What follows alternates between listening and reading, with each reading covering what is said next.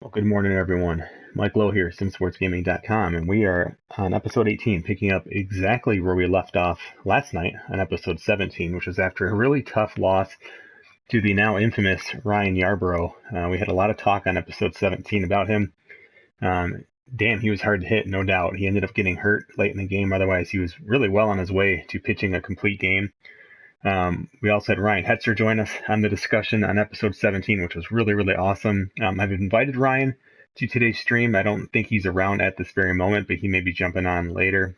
And again, really, really cool, kind of a little two-man broadcast crew yesterday, which was a lot of fun. So we are going to be approaching about 11 days until the draft is starting to come up. You can see it's actually showing up there underneath that the calendar tab there. That is 12 days away. We're, of course, still have to advance from yesterday, but the Tigers have fallen to 22 and 28. They've lost 5 in a row. So it's just not been a good stretch here at all for the Tigers. Pitching hasn't been good. The hitting has not been good, and really starting to kind of see. And this is why I've always said you really don't know what kind of team you're looking at until around the middle of May. And sure enough, that's kind of what we're seeing now. Is this team starting to trend back to probably where most people would expect to see a team like the Tigers. Now, again, this team isn't quite as bad as maybe they were out the gate. We did sign a few free agent relievers to help beef up the bullpen, and that's been our strong point of this season for sure, is the back end of the bullpen.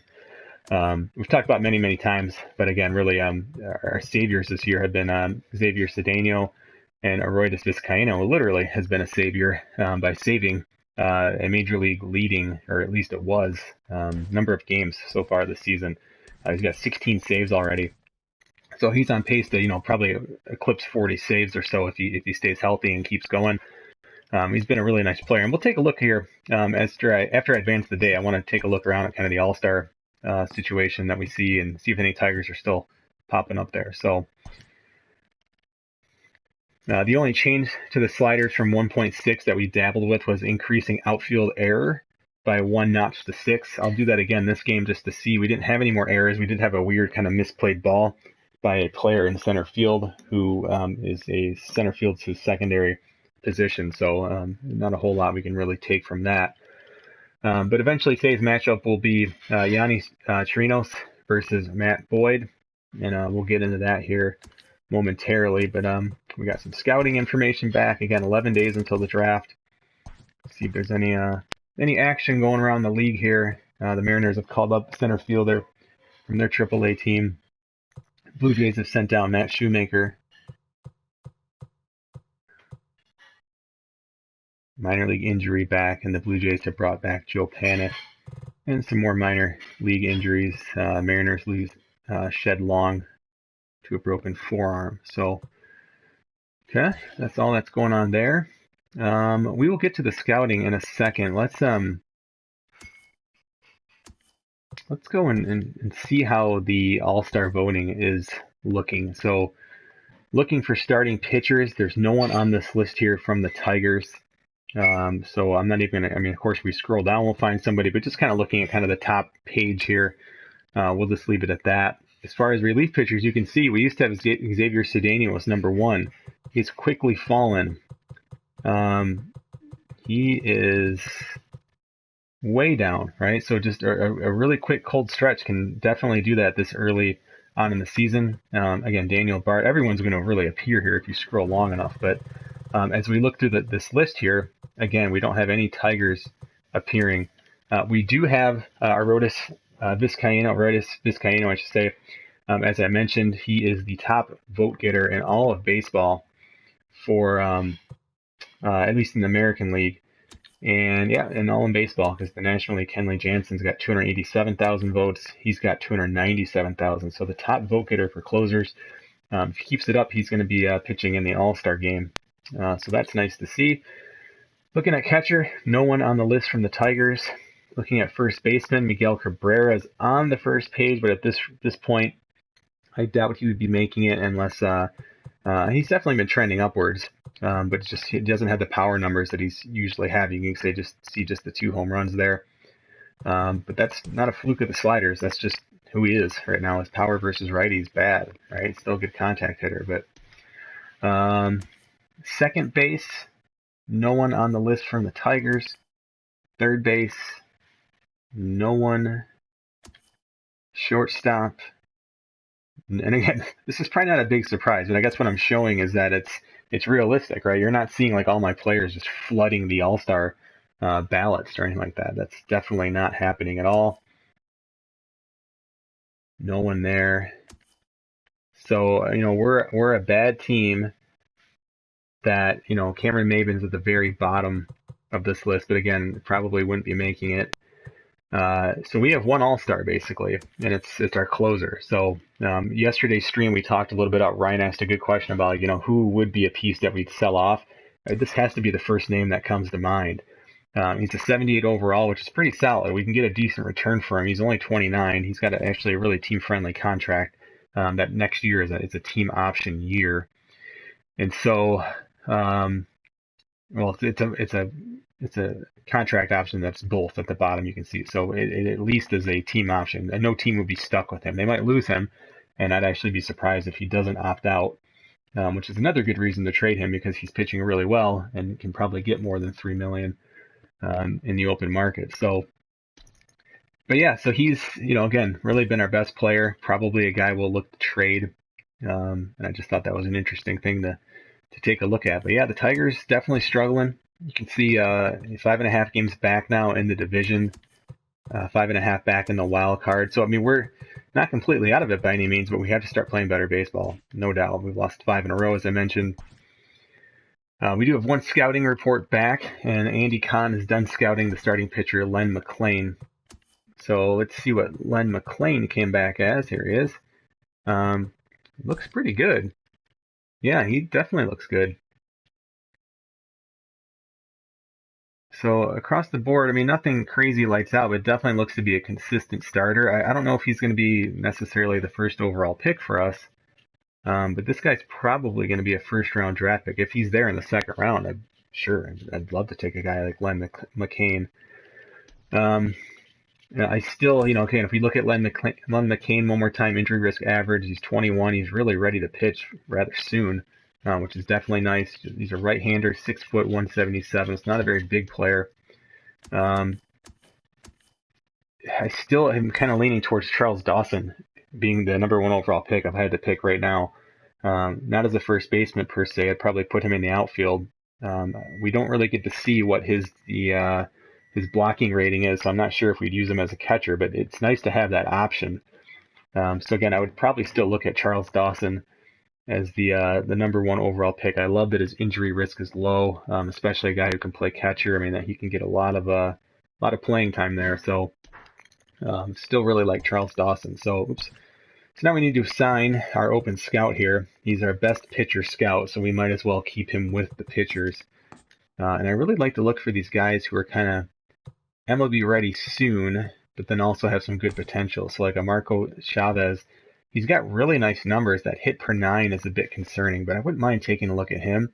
He throws really slow. In an online league, this would be a good pick, because as we saw with Ryan Yarbrough, how much we all struggle hitting off a slow pitcher like this. I don't think the AI really cares. He's a switch hitting pitcher. That's interesting.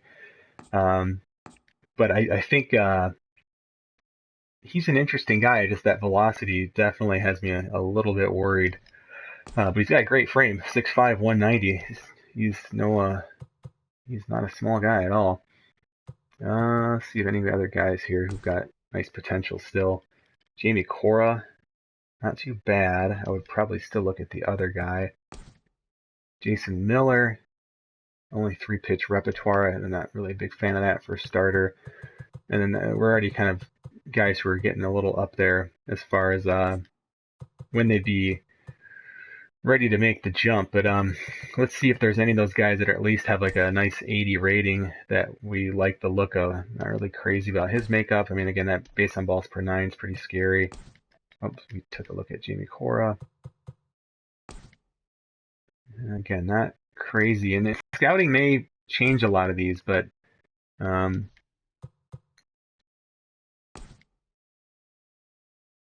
bad. But I still think I would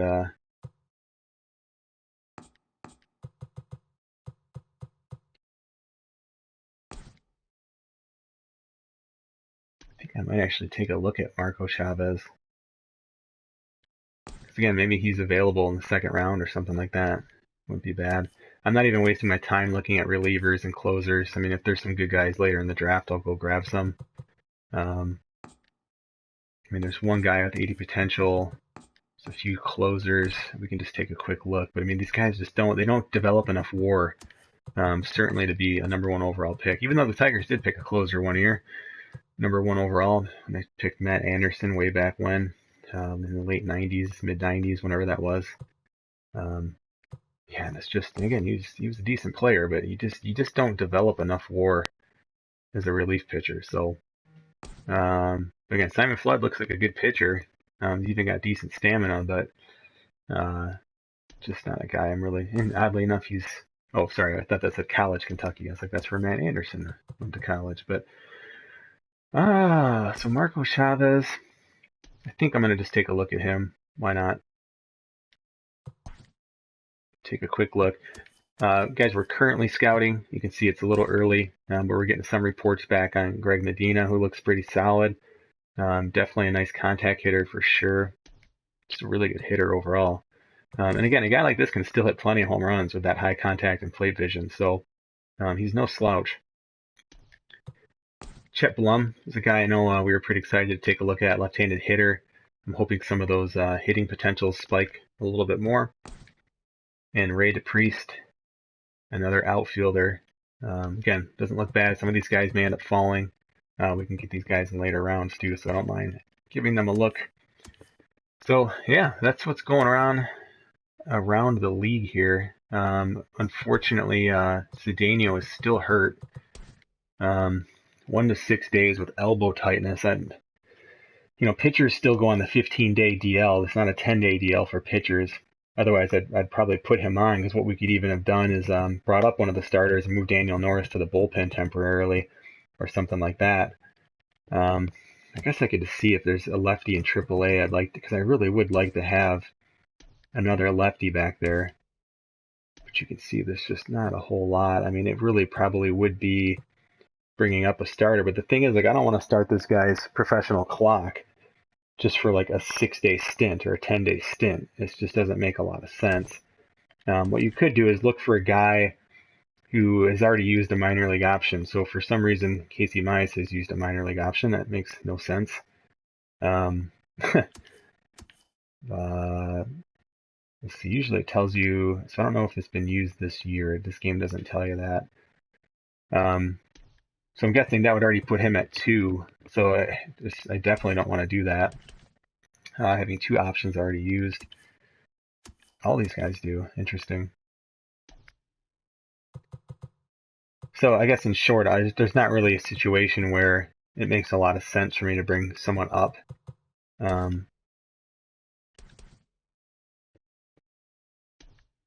Again, because it would just be kind of a temporary move here. Gregory Soto actually pitched last year for the Tigers. But yikes, these ratings, right? So I think we're just going to ride it out another day here with just short a pitcher. But this might be the last day I do that. I'm really, really hoping he should be coming back pretty soon. So I think we just got to wait it out, unfortunately. We're going to just do a quick look at the chat here. We'll take a look at starting pitchers and whatnot, and then we'll get going. So Yanni Chirinos going for the Rays. And just, a pretty solid pitcher, nothing crazy. Another sinker splitter guy, so we're going to see a lot of pitches down in the zone. He's a night player, so again, that quirk could create a challenge for us. His home runs per 9 isn't anything crazy, so we can definitely put some balls under the seats. As opposed to yesterday, which was a little different with the wind and whatnot, so just something to keep an eye on. I look at that home run per 9 personally because I have a couple guys that I like to rotate in. One's more of a contact hitter, one's more of a power hitter. So it obviously makes sense to start the power hitter when you have a pitcher who's susceptible to giving up the home run. Matthew Boyd pitched really well his last time out. He's starting to regress a little bit at age 29, I know some people get upset about the regression in this game, but this is when regression happens for players. It's a different ball game at 29 and older, and so on. That's how it goes. It's not unrealistic or anything. So day player, I don't think that's going to help him because I'm pretty sure we're playing in a night game. And really quick, I just wanted to see Trinos' stats here. So 5.29 ERA. But again, really the numbers that tell us the most here is fielding independent. He has not been very good. He's definitely given up the home run, as we mentioned. So this guy's hittable, but so is Ryan Yarborough, who completely shut us down. So Tigers really need to rebound. I mean, we are really in need of this game here for sure. Let's see. But yeah, I think we're otherwise ready to jump in here. Let me do a quick save before I simulate those games. And we'll jump into some gameplay. Hope everyone's doing well today and having a good long weekend, being safe. Oops.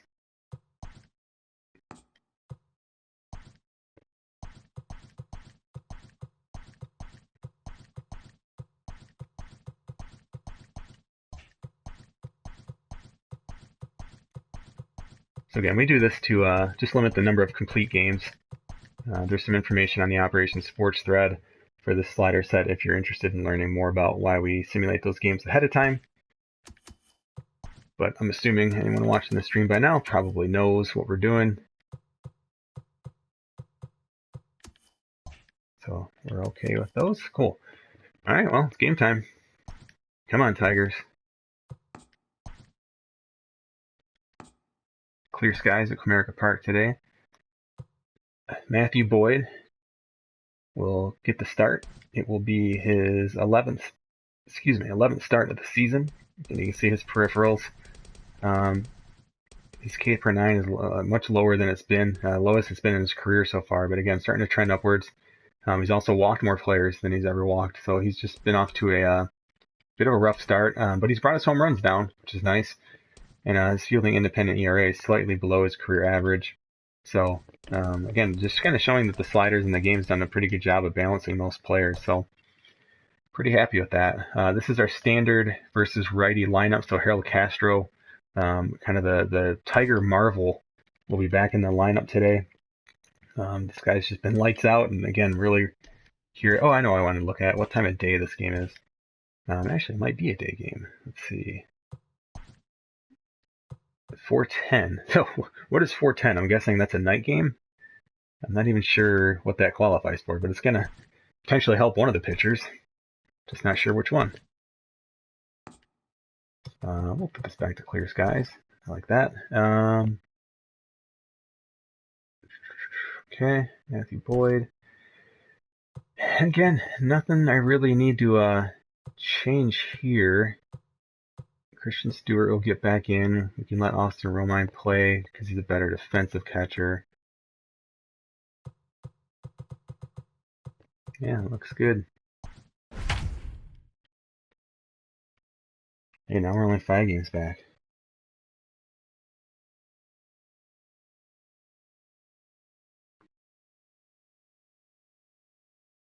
Oh, thanks, Patrick. Yeah, that's kind of messed up. Out of the Park Baseball has some issues with that, too. Morning, Top Cat.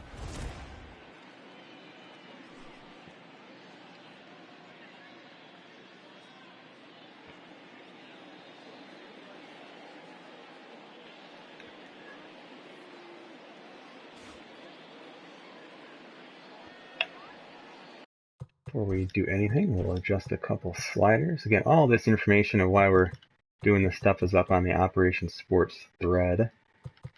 If you'd be so kind, subscribe to our YouTube channel that you're watching this on right now. It's the Sim Sports Gaming YouTube channel. That would be super appreciated. It'll ping you whenever we go live, whether it's me or someone else who's streaming for SSG. And if you're interested in streaming, kind of franchise mode stuff, we're always looking to add people. We don't mind. Reach out. You can find us on our Discord. That's probably the easiest way to get in touch with us. And all that's available on the simsportsgaming.com website. So check that out. There's Matthew Boyd, a player the Tigers should have traded last year at the trade deadline when his value was at its peak. The second They did not. Joey Wendell.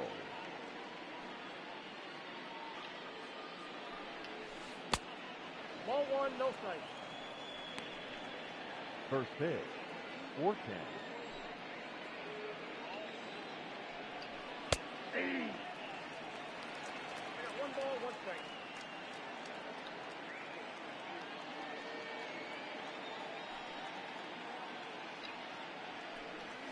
Hey, two.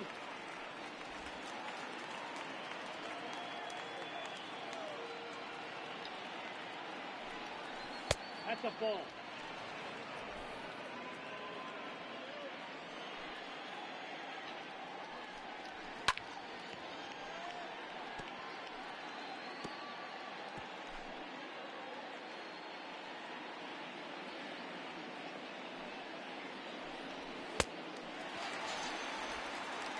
A lot of people again at Comerica Park for some weird reason. Very loyal. I guess Memorial Day weekend maybe. But I don't think the game considers stuff like that. But it's weird for a game in 2020, especially baseball, where you don't always get packed houses, to like not have accurate attendance. It's weird. So he's a road warrior and a night player. Again, I don't know if a 4:10 game is a night game. I would kind of guess it is, but I'm not sure. 0-1.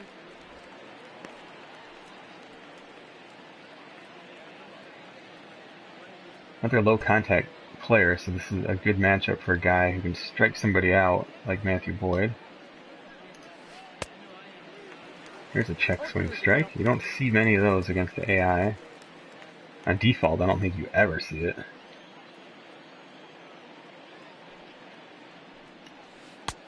One ball, two strikes.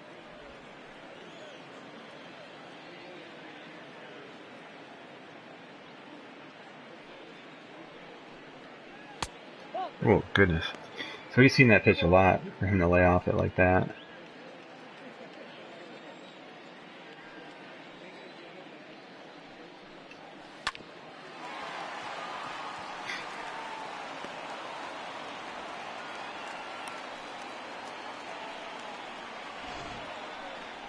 Batting third, the first baseman, Jose Martinez. Good hitter.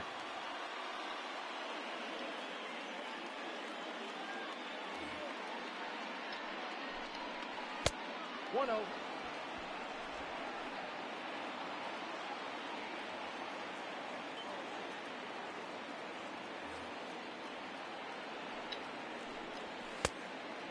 One and one.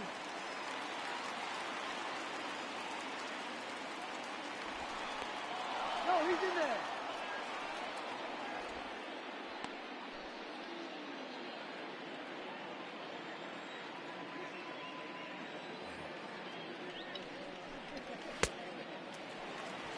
Got him to chase there.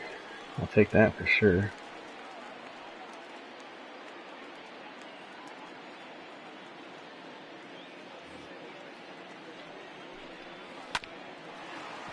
Should be a double play. Alright. Good first inning for Matthew Boyd. 15 pitches.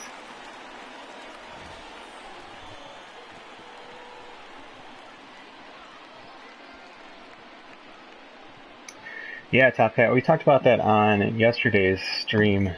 So Top Cat says, I've been using your sliders up to 51 games with my Rangers, but had to up my human foul slider if he's striking out so bad. And you know, that and home runs are probably the two of the most like user dependent things, because I mean I can't control how much anyone, including, you know, other than myself, how much you're swinging at pitches, whether they're good pitches, bad pitches, right? So I mean that's a really hard one to be like, I'm seeing too many swings and misses, and well, you're swinging too much at bad pitches probably, right? So so yeah, that's a good call. That's what I'm trying to say. So the fact that you're kind of taking ownership of it yourself and upping that, because that's the style you play, and that's totally cool. So yeah, I'm glad that's working out and you're able to do that. Do you ever use a catcher snap throw? No, because I don't think you can ever get a guy out.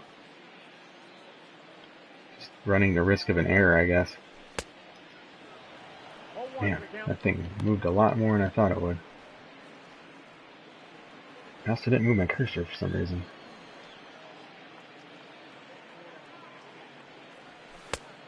One and one.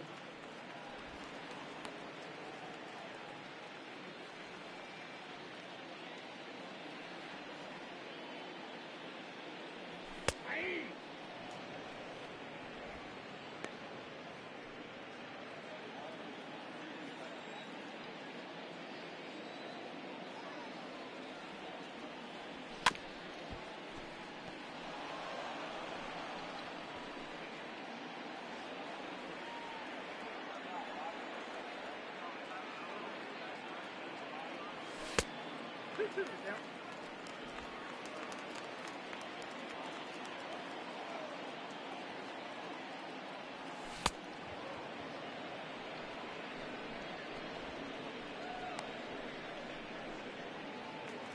Batting second, the third baseman, Harold Castro.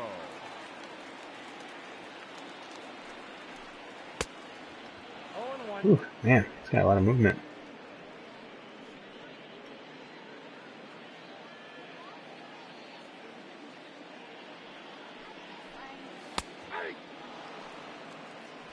It's throwing a ton of strikes.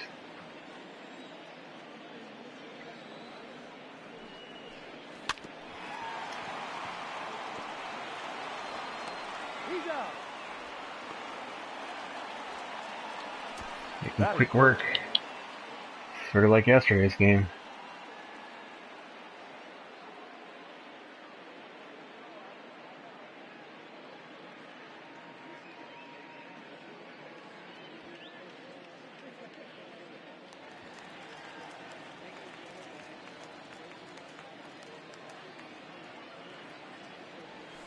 Hey.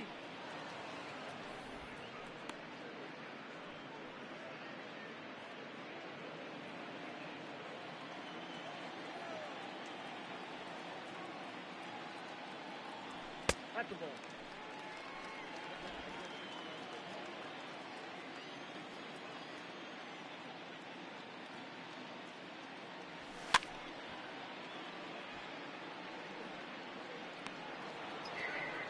Quick work. Thought that last pitch there was that split finger. It was not.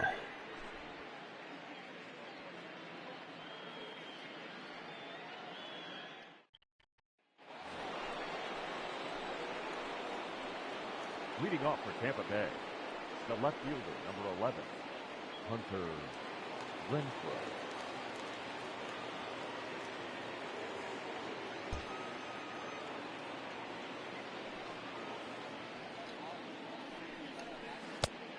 Counts 1 and 0.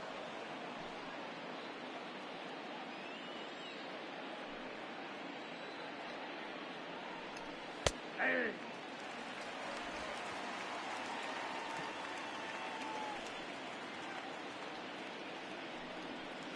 Yeah.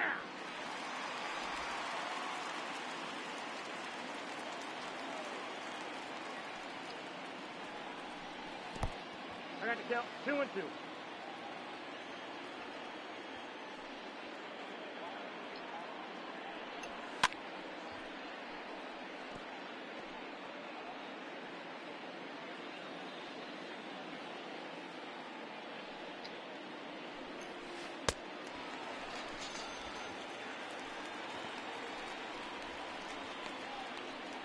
Batting fifth, the designated hitter, number 14 home 25, runs. Top 5 in the American League.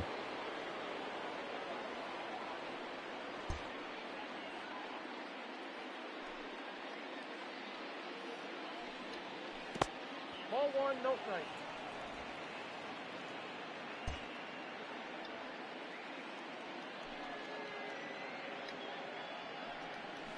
That's ball 2.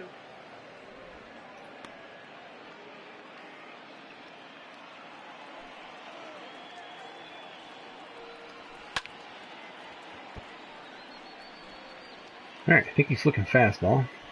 Go over that.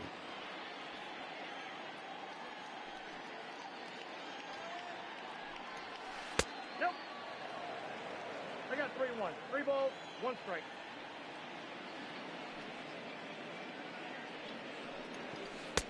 2.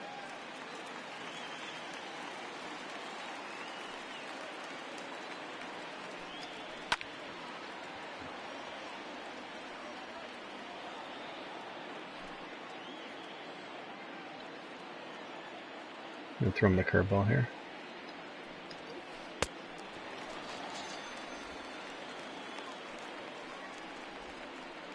Typically, the more movement you can throw to a power hitter, The third baseman, number 2. especially in a situation with 2 strikes, the better off you'll be. And again, it's not in every situation, but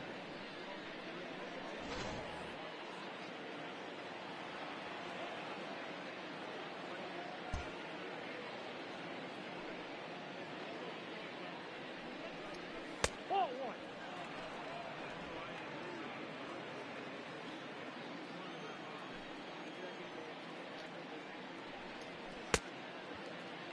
I got a ball, 1 strike.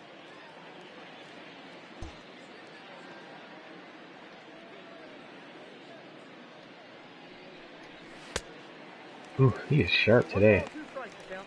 That fastball's really, really good today. And that's the thing in the game, right? That's part of the, look at, he's really sharp. Pitcher consistency. And you can get a feel for it. You'll know when a guy's pitching well and when he's not. And it really helps you with how long you want to leave a guy in. So, I mean, Matthew Boyd is really sharp. He was sharp his last start, too.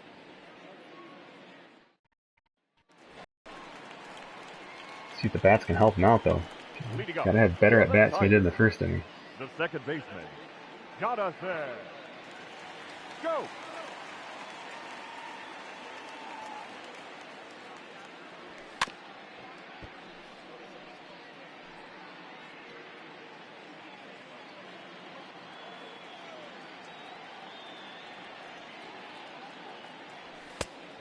Inside ball.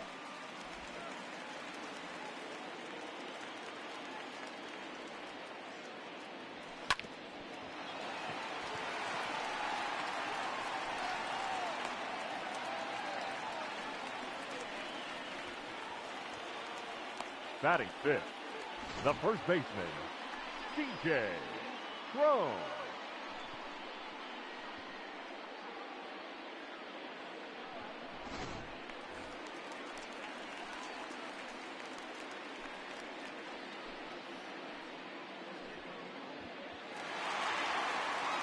Very slow start this year for CJ Cron, but still on pace to hit about 20 home runs, even when he's been cold, so.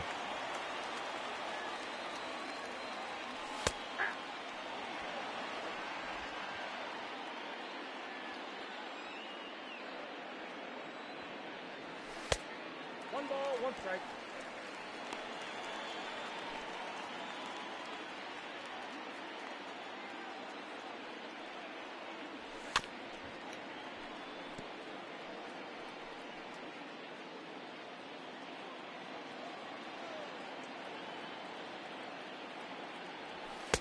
Two balls, 2 strikes.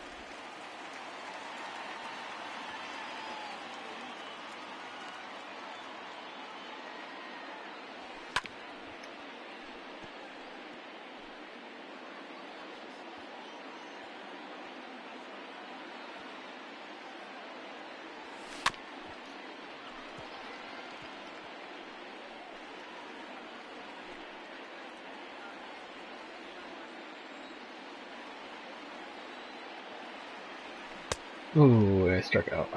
Oh, wow. Very surprised there. So, contact of only 49. And Trinos has a K rating of 55. I mean, he's had a little bit more speed on first. I'd send the runner here, but it's a little too risky. Good pitch. Surprised I didn't foul that one off, though. Batting sixth, the right fielder, Cameron Mayberry. Yeah, just over it, but yeah, I'm surprised I didn't foul it off.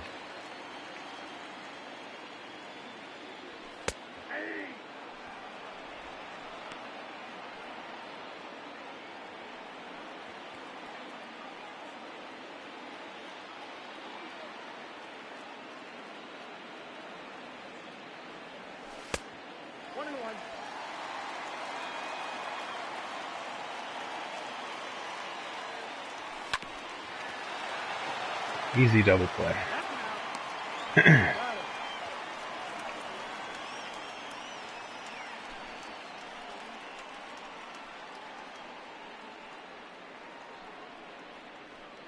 Got it. Ryan is offering for some children's sound effects. I'm already hitting bad enough, Ryan. I imagine that probably wouldn't help. The catcher, What's up, Omar? Mike Zunino.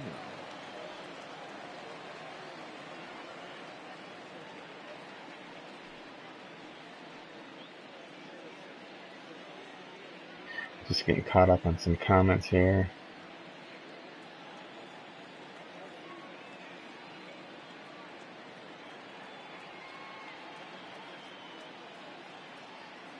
All right.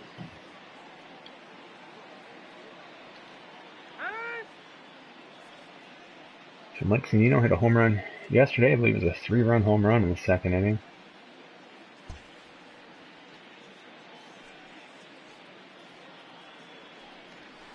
Let's see if Matthew Boyd can stay sharp. He's been really, really sharp through 2 innings. I actually want this a little off the plate and in. That works too.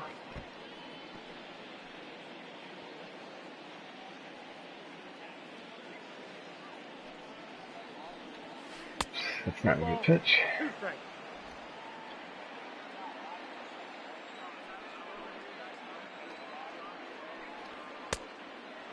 Count. I bet you I can get him with the curveball the same way we did the last inning. Full Ooh. count. 3-2.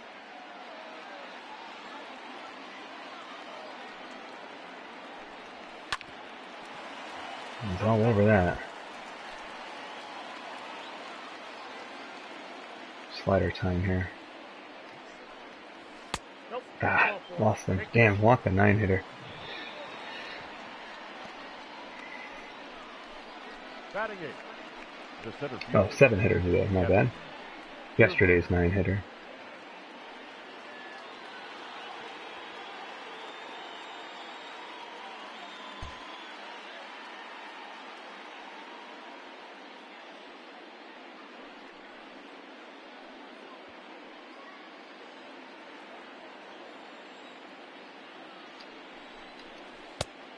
Oh, that's in.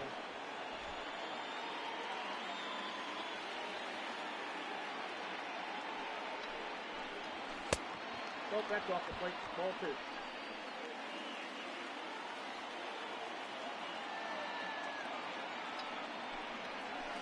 Ball 3. Oh my goodness, come on. 3-0.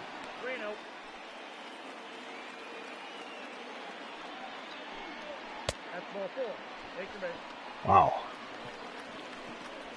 Okay. Batting ninth. The right fielder, number 13. Manuel Margot, former Padre, former Red Sox prospect, I believe.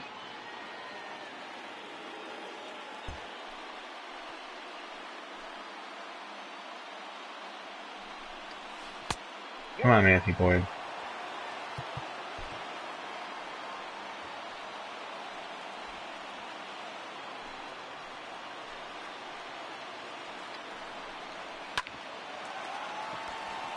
Nothing like a good old mound visit.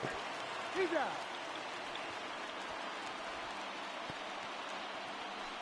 Up next for Tampa Bay, the second baseman, Joey Wendell.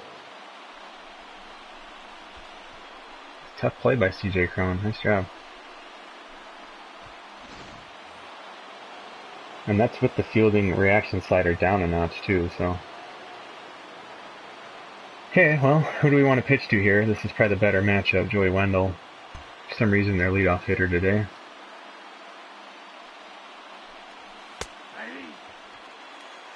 I'm going to be straight up just pissed off if I give up a run right here.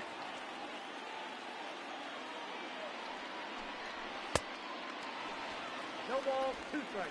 Let's go, Matthew Boyd. Get this guy. Oops, that's not a good pitch. I'm lucky.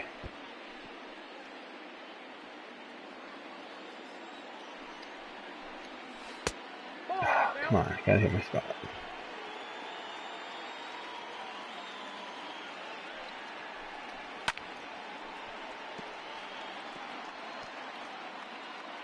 And I'm going slider again.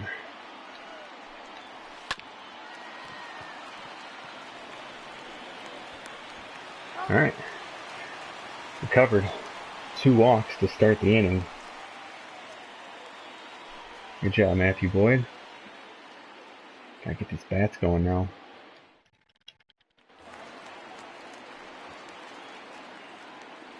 Leading up for the Tigers, the center fielder, Victor Reyes. Hey! 0-1.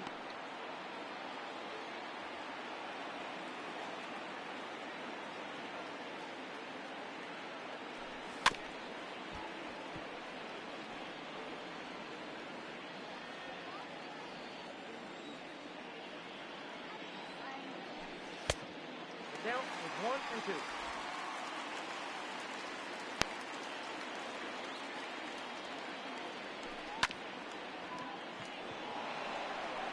Oh!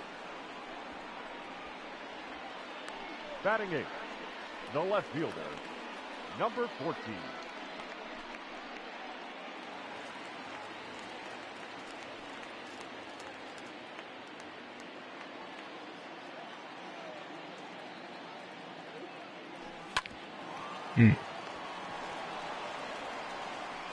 Thought that was the split finger again. It's hard to tell a split finger and slider or a sinker apart.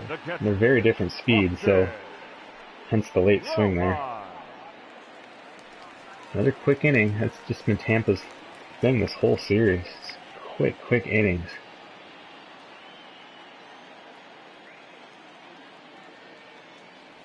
Hey!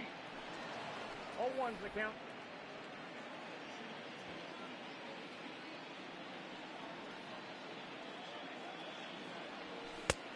Nope, that's inside.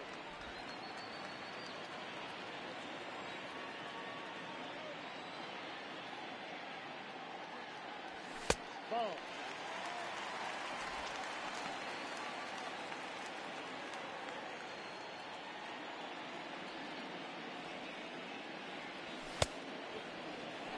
Correct count, 2-2. Not a good swing.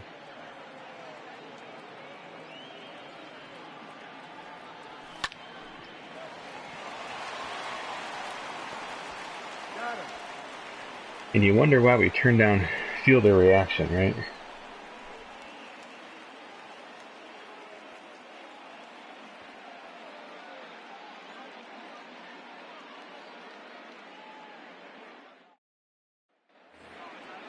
With the way Matthew Boyd's pitching, I would say that they must consider 410 a day game. That's my guess. Really, a dominant.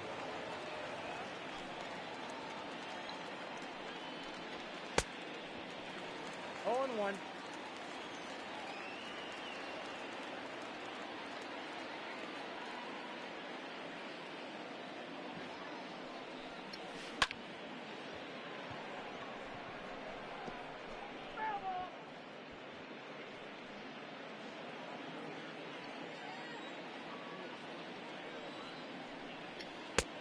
I got the count, 1-2.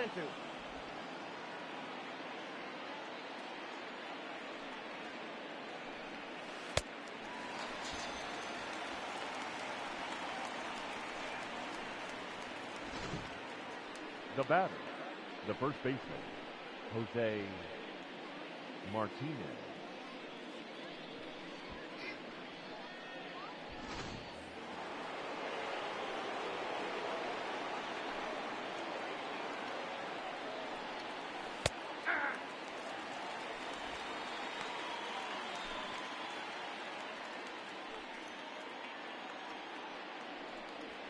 Ball, that's low.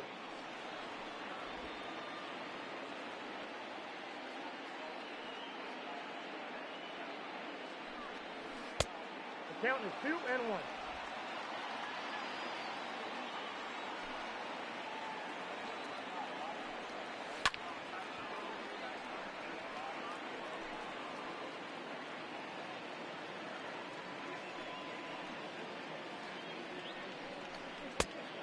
The count is full.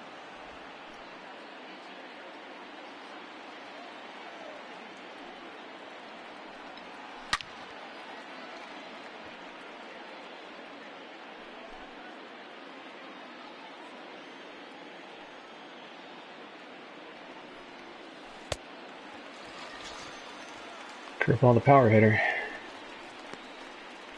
They have a good one. The left fielder, number 11. Just don't throw it too often. Renfro.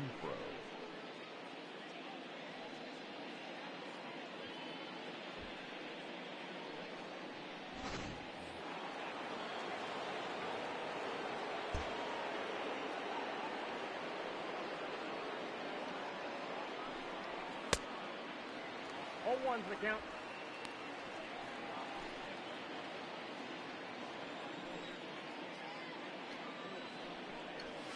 All one.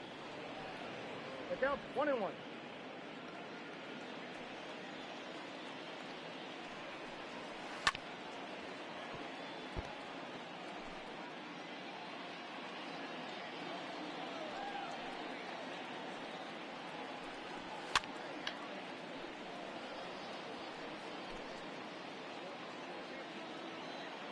Pitch out, starting to get up there already. Ooh, strikes out the side. It's one of the downfalls though of a lot of strikeouts is you're throwing a lot of pitches. I think that's what, 7 strikeouts already?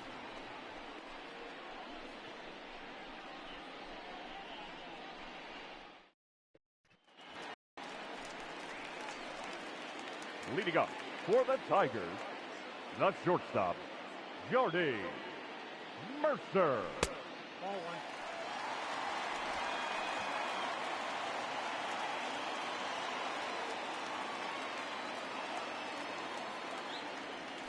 Nope.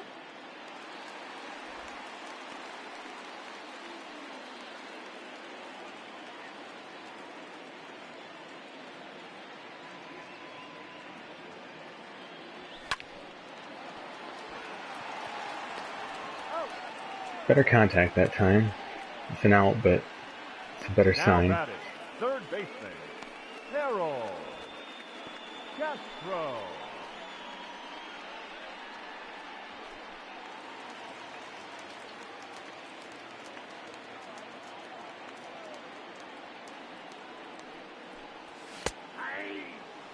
Ooh. I don't know about that.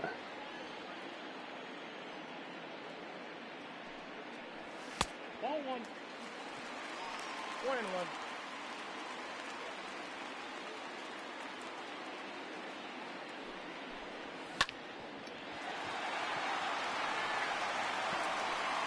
That's 2 at bats. We've made better contact. He's just a better hitter and is able to get that one through. That's actually probably not as good of a swing The designated hitter, as what Jordy Mercer had. Cabrera.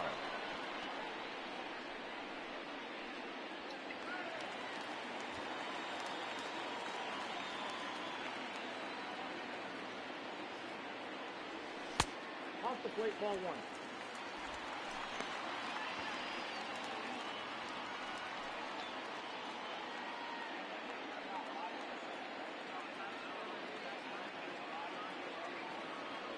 Ball. 2-0.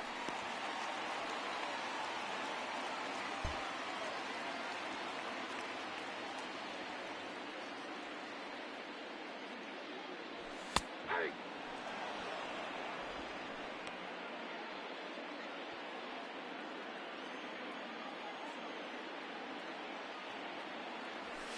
That's ball 3.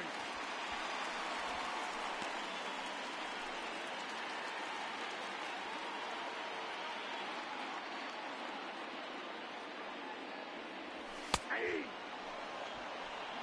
3 balls, 2 strikes. Runner, yes, yes.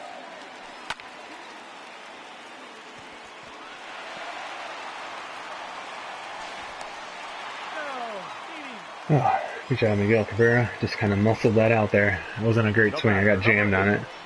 Second baseman, Jonathan. But we were saying yesterday, right? Line drive outs. Perfect lining into an out. Sometimes you get hits like that, right? Look at the contact on that. Got jammed. Got jammed for sure. I can't see the replay now, unfortunately, but actually, yeah, we can. Hang on a second. Ooh, damn. ball and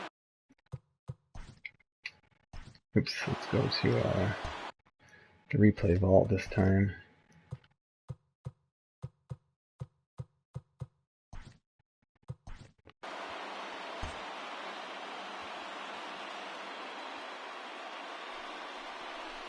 So got jammed. And I don't think the second baseman...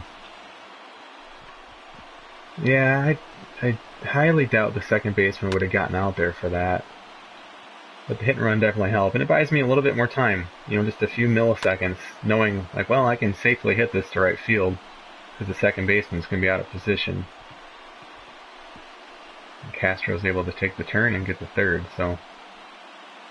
Again, we can kind of watch him from this vantage point and see if there was a shot. If the hit and run wasn't on, I'm curious if the second baseman would have gotten there, but I don't think he would have. No, yeah. I doubt it. So again, some of those hits get through that aren't good like that, and then other ones you square up, and it all balances out.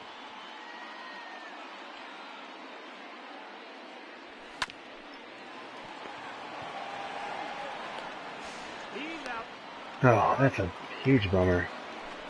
Are you kidding me? I can't believe that ball didn't get through.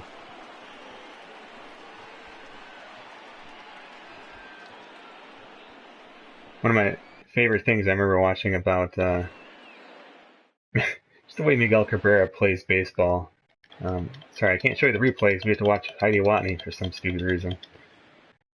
Yeah, great. Awesome. Good info. Still can't. So,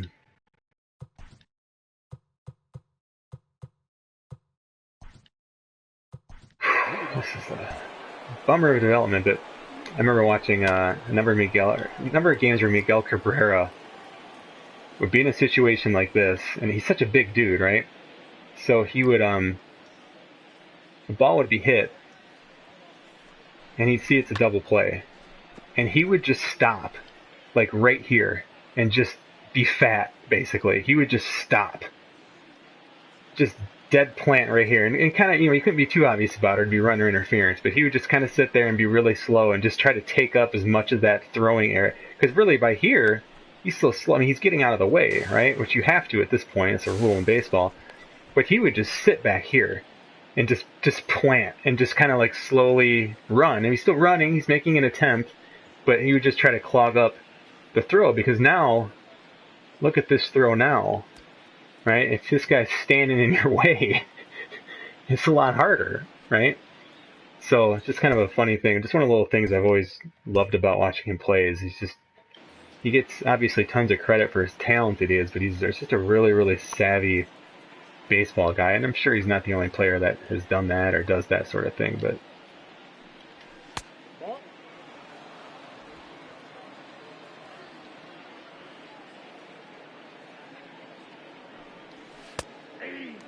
hitting the spots with Matthew Boyd today, it's just a damn shame. We're just batting's been so bad lately. And on top of it, if we do get hits, our pitching's been bad. So it's nice to see at least starting pitching, knock on wood, is bouncing back here today. Yeah, spoke too soon, right? That was a good pitch, too.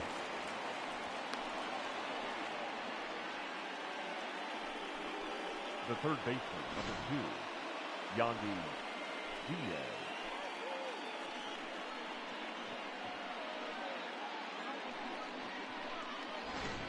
Oh, okay, so Bonds and Sosa did that? Nice. Yeah, I mean, yeah, why not, right? Clog it up.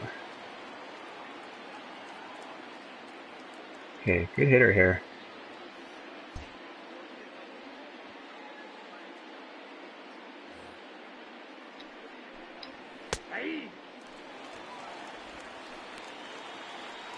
Let's try for our second double play here. That'd be nice right about now.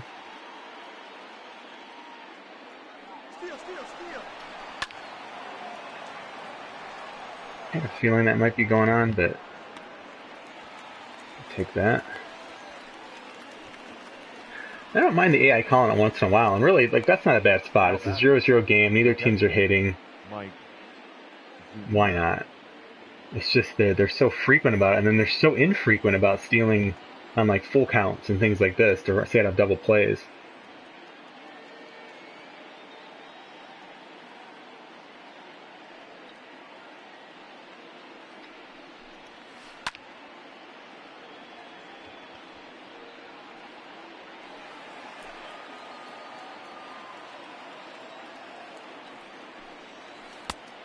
Great pitch. No ball, 2 strikes.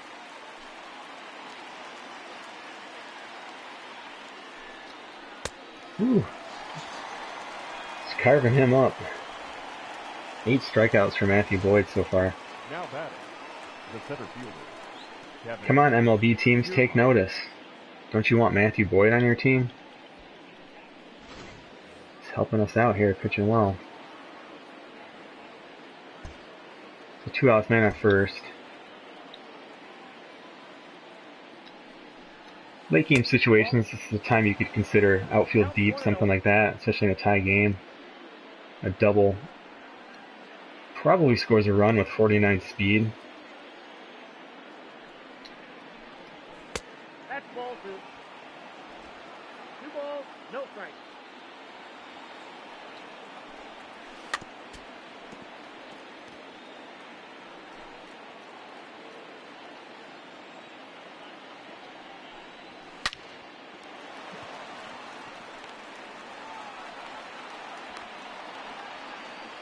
A little trouble here with 2 outs in the 5th.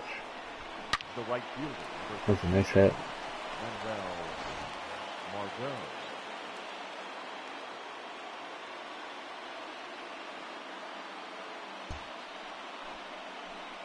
So tempted just to walk him here to get the Joey Wendell, but I don't want to put 2 runners in scoring position. Manuel Margot is a road warrior.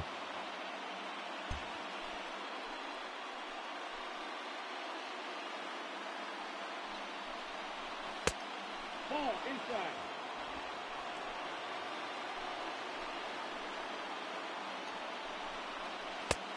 No, inside. No, we might walk him anyway. Ball, that's 6 out.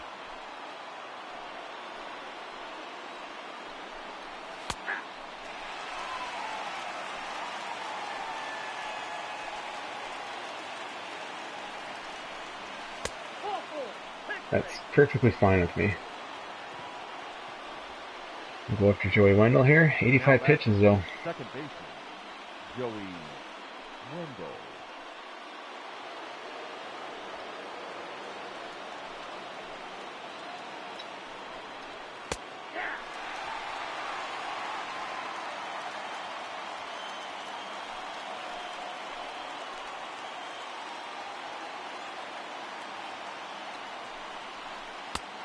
Ball, that's outside.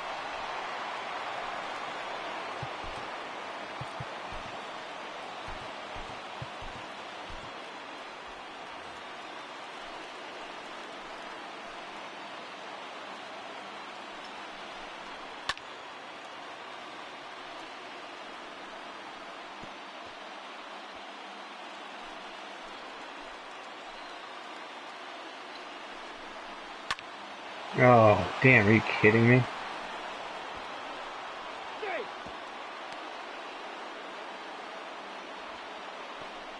Unbelievable. Shortstop, Willie Adamo. Yeah, just left it hanging a little bit. Circle change.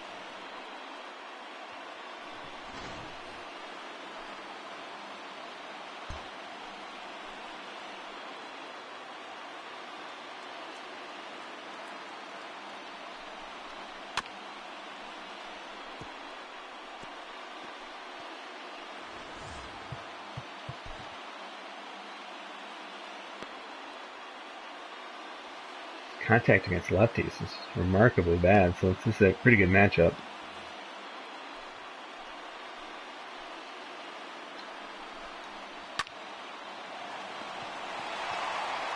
Huh, that was a catch?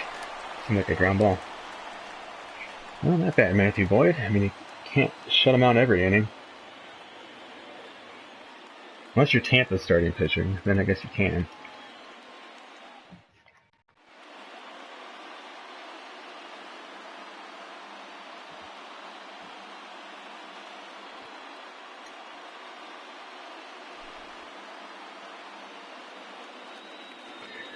Yeah, he has a vibrant personality. I mean, he's not always stayed out of trouble.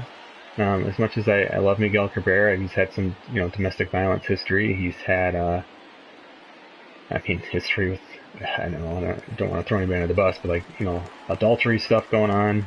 Leading Um, up for the there's a Tigers, big issue a the couple years first ago with him baseman, that he had to basically DJ kind of Lowe. pay for a problem to go away. Um, there's some things about that. Yeah, no one's perfect, I guess, but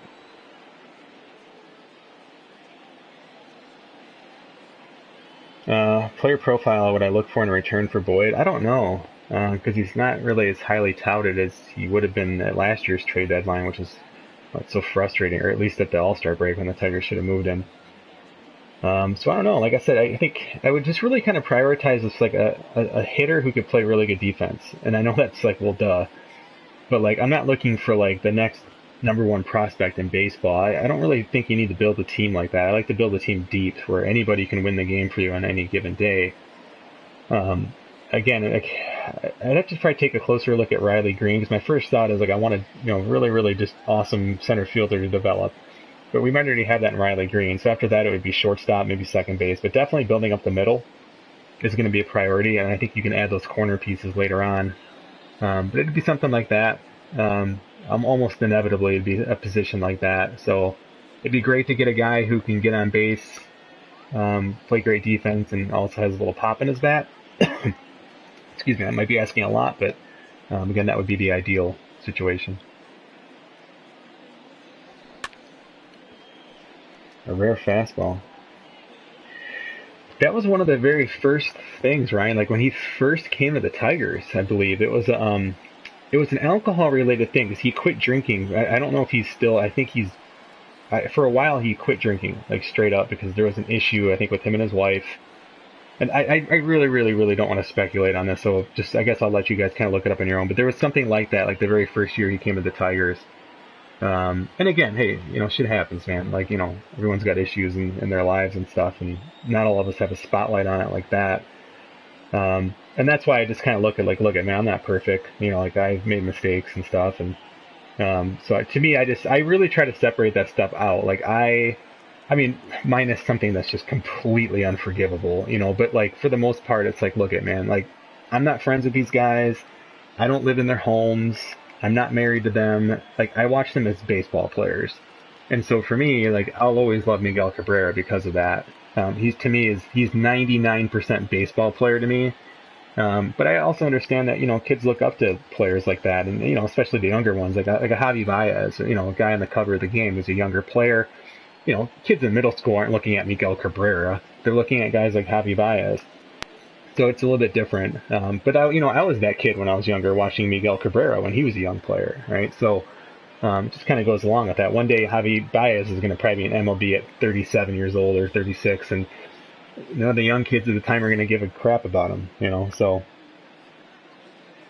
um, yeah, good question from Ryan there. Does anyone in the chat have a specific player that might fit what we're looking for? And again, I will work off of I'll be working off of the trade block. I try to let the teams come to me. I don't really want to ask for stuff that's outside of their trade block, so I try to stick to that because that's usually how the AI does most of their trades too, it seems.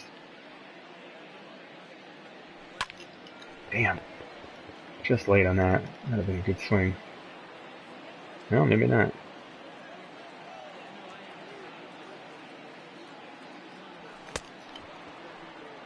Man, it's just the biggest challenge with hitting this guy is his sinker is 95 and his split finger is like 85. And they're very, very similar pitches. But just the timing, obviously, is just very different. See, I thought that was the split finger there.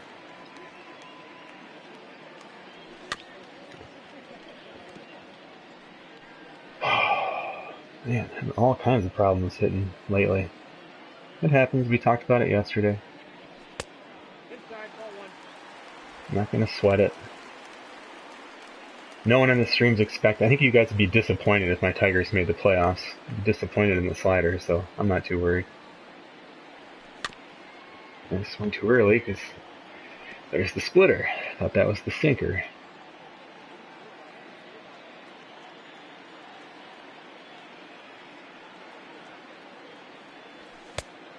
Oh my gosh. I'd be so pissed if this was the real Tigers. Up next for the Tigers, the center fielder, Who's my Victor. hitting coach? I wish I was allowed to fire. I mean, I know I can, but I don't. The AI teams don't do it, unfortunately, because there's just no. This game's depth with stuff like that is very poor. But I would love to fire my hitting coach at this point. It's just been brutal.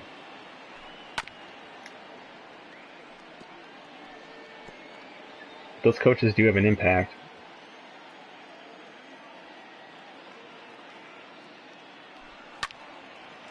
That's right at the guy. Nope, it's down.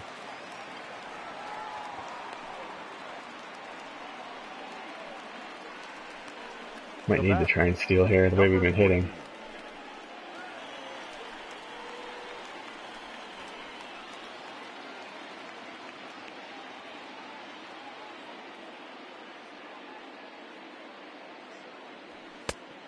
Ball one, no strike.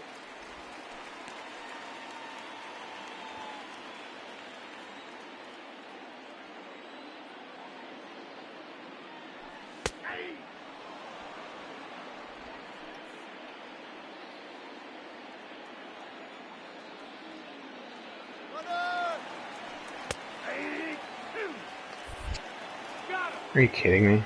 It is like impossible to steal in this game. You didn't get a good jump though. The throw wasn't even a great throw.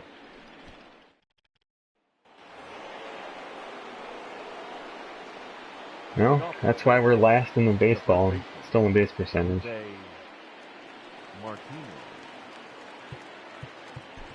Ah, well, let's see here. I got some good hitters coming up.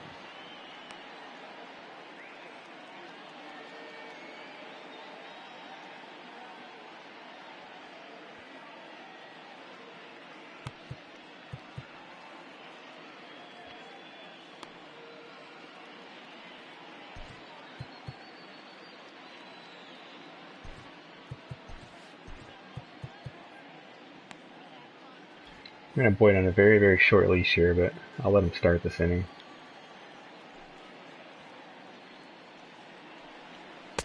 He's been pitching so well that he's earned it.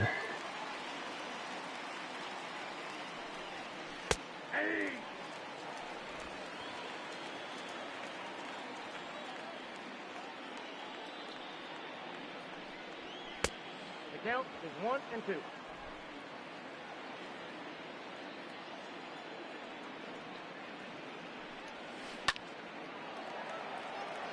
Alright, that's probably it.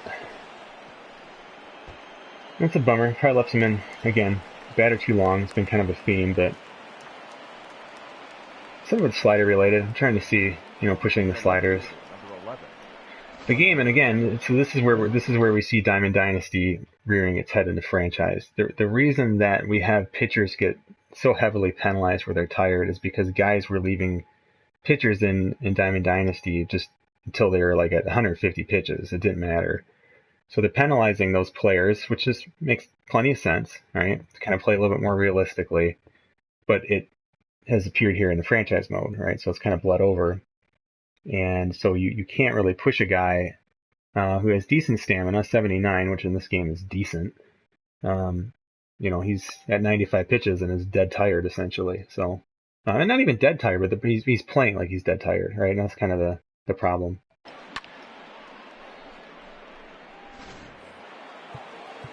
So let's see what we want to do here.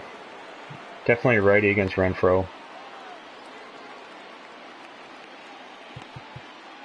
Daniel Bard does have that untouchable work. Problem is he's susceptible to home runs, but he hasn't been, so I think we go Daniel Bard here. Your attention, please. Now pitching for the Tigers, number 51, Daniel Bard.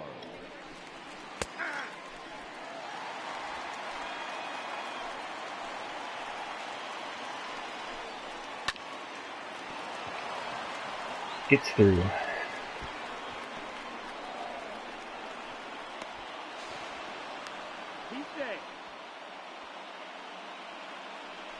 Now batting, number 25,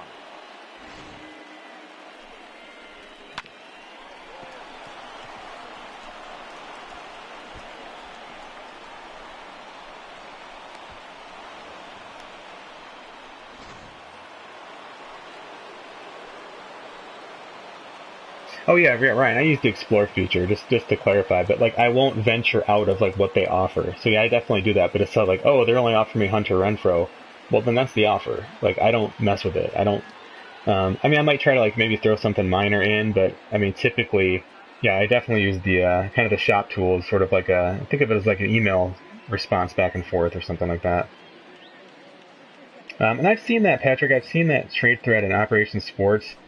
I just personally, I'm not a big fan of those because the people, just no matter how much you try and explain it, they don't have a grasp of your franchise. They are thinking either their franchise or real life. So it's a situation like, oh, the Cubs would never make that trade. Well, I don't know. If they're at 100 losses, maybe they would. You just don't know. And you can share that information, but they truly don't know, right? Like, what's the rest of the NL Central look like? Um, who did the Cubs draft? I mean, there's just so many variables that, like, I get why that thread exists and it makes sense, but I just think it's when you look deeper into it, I don't think it's as reliable as people probably think. So I haven't used those. Let's see. Okay, trade simulators again. I don't know what that is exactly. But unless you can really input the player exactly as they are and the situation exactly as they are, you're still going to have the best response from in-game. Yeah, he does kill lefties, and like I said, I wanted to leave him in just out of he was a hot pitcher, and I wanted to see if he could kind of keep that momentum going. A hot pitcher in this game is very, very valuable, so I don't mind kind of keeping the leash, uh, you know, a little bit longer for a guy who's kind of earned it this particular day. So, so now the question is, do we consider walking here? I really don't see why we wouldn't at this point.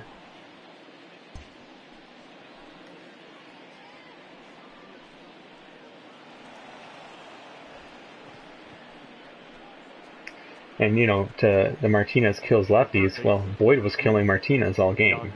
So, again, it goes both ways. But I get it. Hindsight's always 20/20.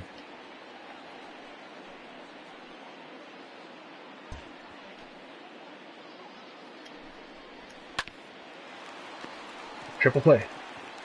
Oh. Good play, Harold Castro.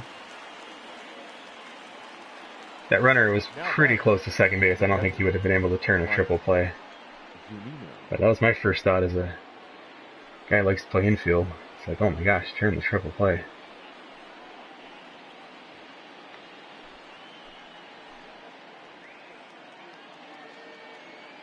Alright, it's a good matchup for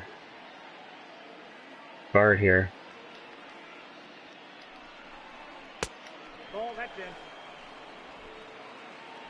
It's funny how, like, 2 runs, this feels like a soccer game. It's like, it seems insurmountable. That's a bad pitch. Got lucky. The way the Tigers have been hitting. But, hey, we can't lose focus of the fact that, I mean, we're pitching pretty well today. And, whether it's 1 run or 2 runs, I mean, this pitching is not the issue today.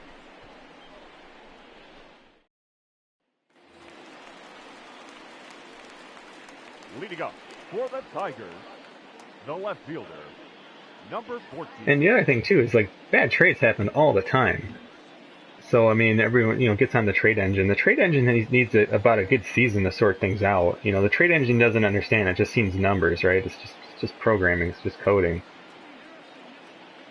So, let's start thinking here about the 7th inning.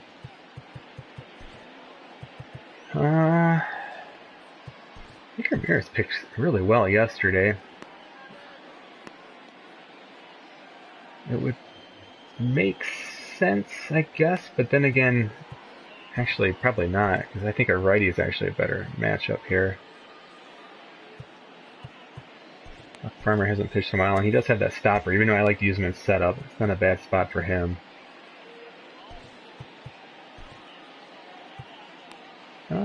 So yeah, I'll keep these 2 guys up. Try to go to Buck Farmer next inning. Oh god, I wanted to smash that ball, and I swung too early.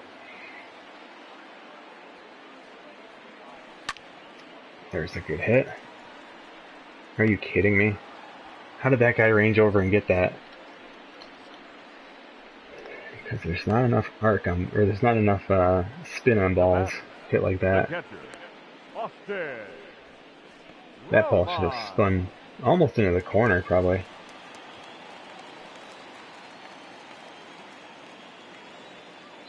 Just not our week here. Inside, ball one.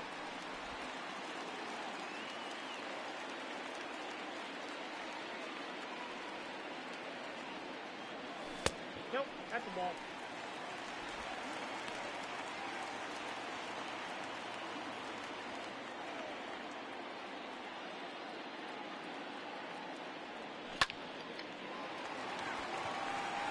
Please run.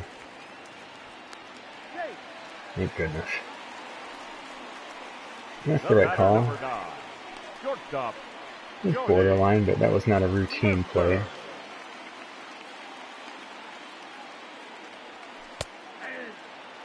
It's funny, I told myself I was just going to take a pitch just to kind of settle in, and it was like the best pitch I've seen all game.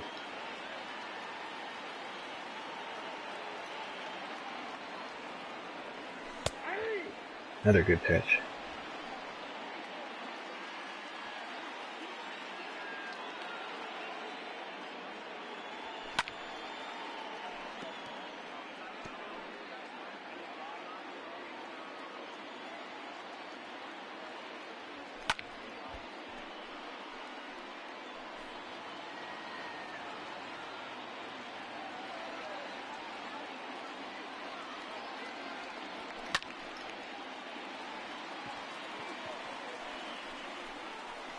Whoa, run, everybody run.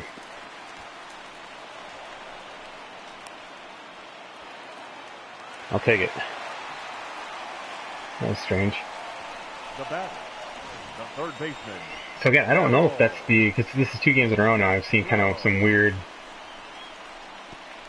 Well, I don't know. He just didn't take a great route. That wasn't obviously an error by any means. I just wonder if that slider is impacting anything, but I don't know.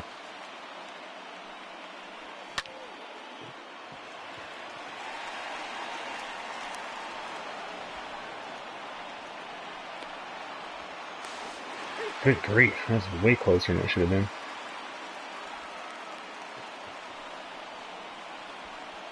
Boy, I thought he got a hold of that. I thought it might have been gone. The designated hitter, Miguel Cabrera. This is where Miggy is still a great, great player. Just singling up the middle here to drive in a run. That's really all I'm thinking about.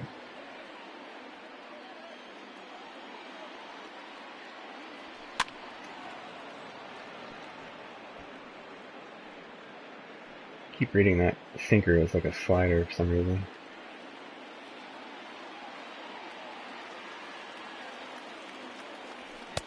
Nope, that's inside.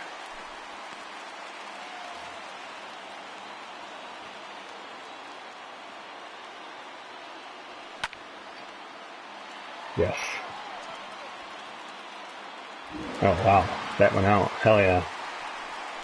See, you don't have to swing hard. Just take what they give you. Hit stuff the other way. We just look at the beginning of his stream, right, where he's got 46 power or something like that against righties. But he's got a good clutch rating. That's just good karma. I was just talking about my favorite Tiger.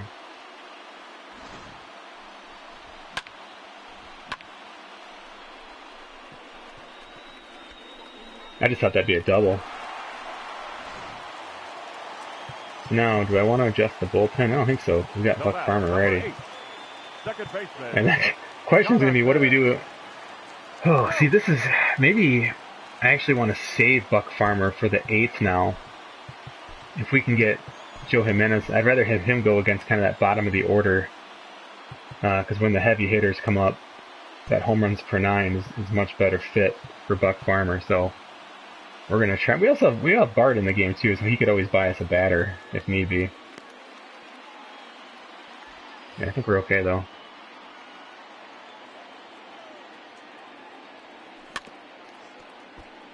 Just like that, Tigers got the lead now. Now we got to hold it.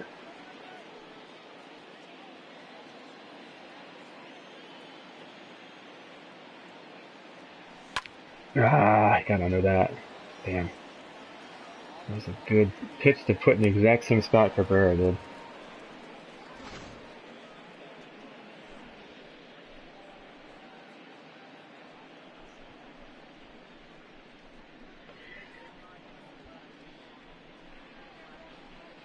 So Eric, slowing down the fielders, he says. I mean, the problem is though, again, that's a look and feel thing, right? When we actually look at the statistical output of it, which is going to be batting average, ball in play, um, slowing them down, if anything, I mean, we have a lot of people who are getting high batting average, ball in play.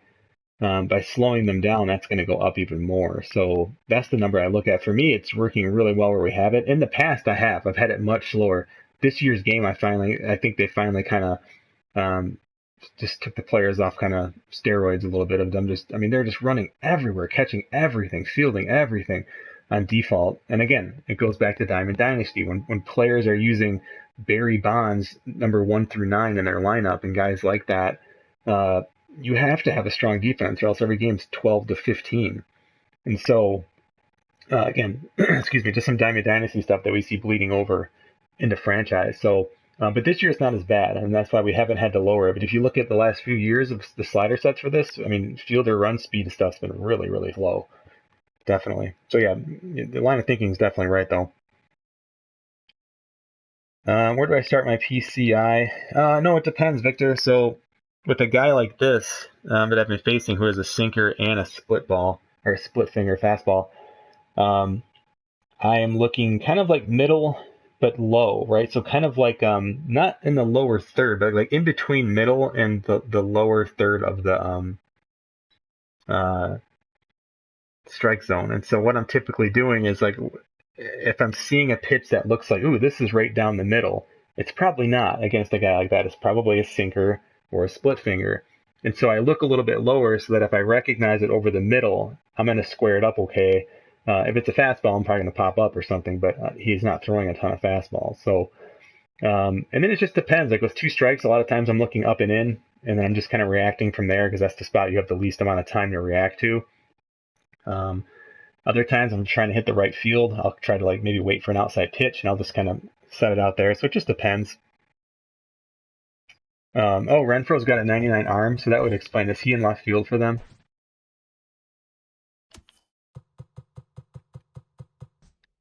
Oh, damn. Okay, yeah, that's why that was so close. Assuming he is in left field for them.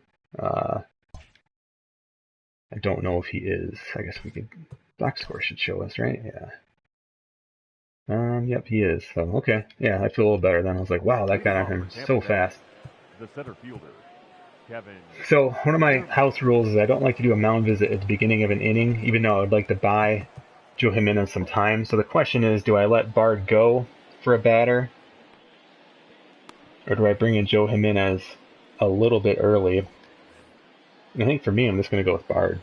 So we'll let him pitch for now. I am going to sit down Buck Farmer, though, so I'm going to save him.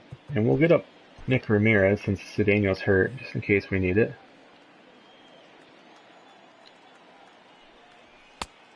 Ball inside.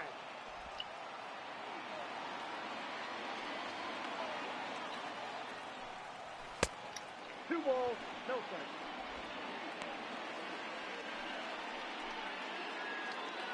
Hey, what's up, Diesel? I'm trying, man. We'll do our best.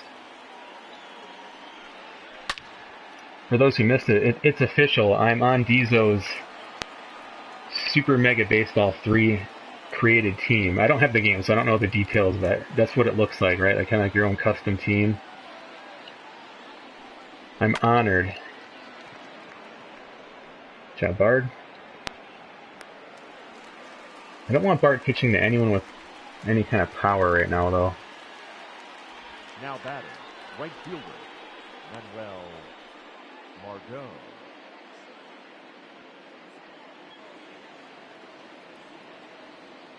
So let's take a quick look here.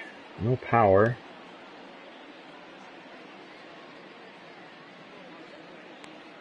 This is still a pretty good matchup. And if we let him pitch, I could actually bring in Nick Ramirez to face Wendell.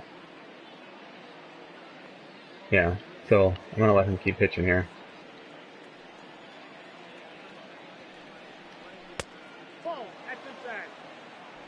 Daniel Bard picked up on waivers just before the season started. That was one of my first moves.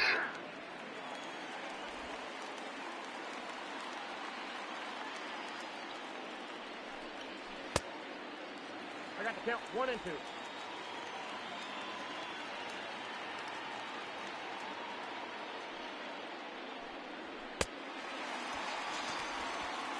Good job, Daniel Bard. Yeah, Super Mega Baseball, I had the first one. I never bought 2. It was awesome. So I can only imagine how good the third one is. It's just, I mentioned on yesterday's stream, like when I'm doing this 162 game thing, I just don't have time. I just don't have time to play a ton of other stuff, and it's kind of the biggest bummer. So in order for me to be able to like play Madden, which we have a league at SSG and stuff like that, and like I love the NHL series, even though it's been delayed, NBA 2K, all those come out in the fall. Like I have to get through this, or else those games like just fall by the wayside for me. So I have to get through it here. Your attention, please. But it's definitely on my short list. Like I just picked up FIFA with the EA access. I got the UFC game, which I haven't even touched yet. My dog's now dreaming behind me, so if you hear some whimpering. All right, Nick Ramirez pitched great yesterday for us. See if he can get this third out. I'm really hoping it comes against one of the first 2 batters, because I don't really want him facing Jose Martinez. So a bit of the roll of the dice here, but my dog's name, by the way, is Cabby, named after, of course, Miguel Cabrera. She's a girl, so I couldn't name her Miggy.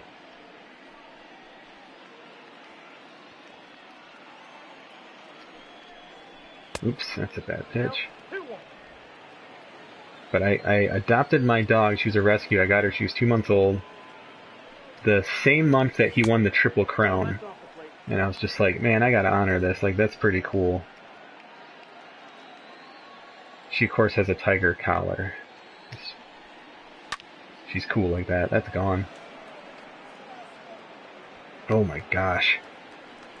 And I feel bad because I didn't go full velocity or full, whatever it's called, on the meter, which I'm supposed to do with 3 balls. I forgot.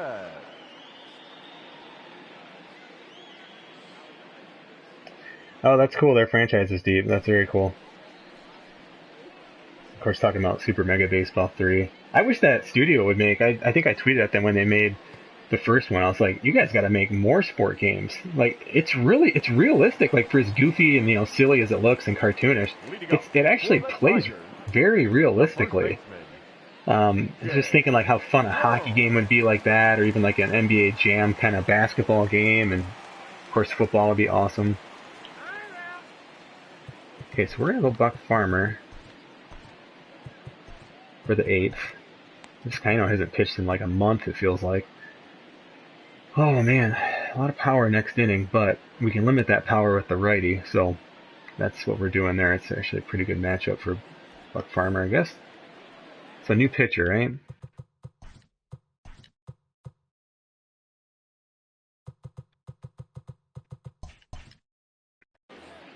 Who is pitching here? Chaz Rowe. Pretty good. A lot of kind of all in the fastball family. Didn't throw very hard.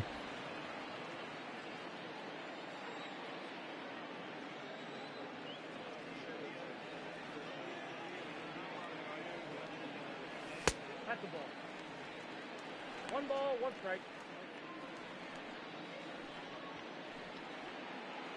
Haven't seen that slider yet. Probably see it right here.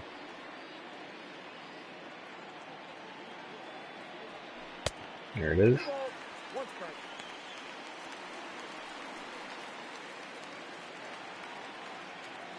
So here's where, again, I don't know what I'm going to see just yet here. Probably another slider, but looking fastball, and I'll react to that slider. And react poorly to the slider, I should have said. That's a slow slider, 81. Very, very, it's almost like a changeup that just goes the opposite direction. Very, very slow.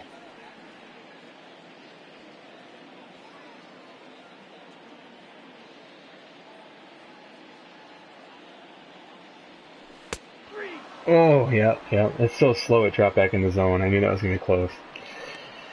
Hey, Chris, what part of Michigan The am I right from? fielder, number 4, Originally, Trenton. So, Cameron. downriver, about Memphis. 20 minutes or so south of where the Tigers play. But I haven't lived in Michigan, shoot, probably 15 years. At the ball.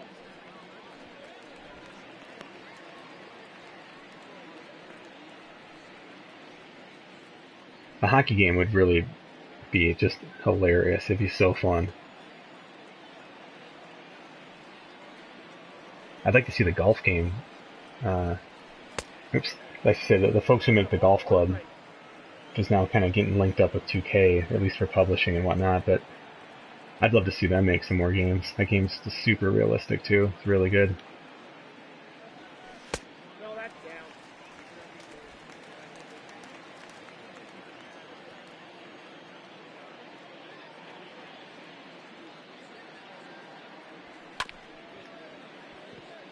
It's got decent speed. Yeah, he fielded that pretty quickly. Nice play.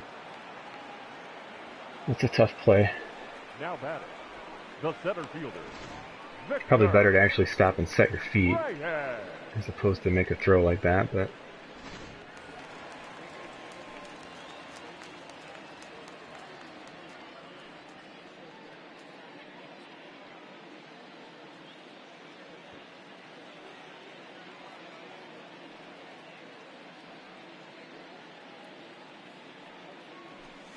ooh, tried to check it. That slider is something else.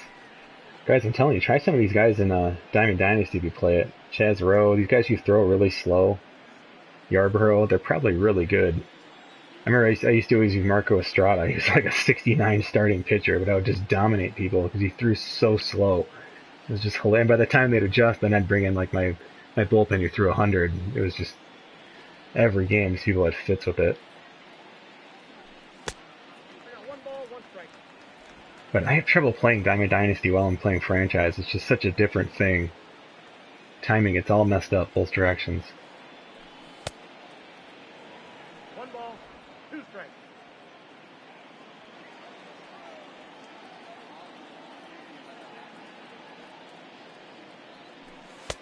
Two the count.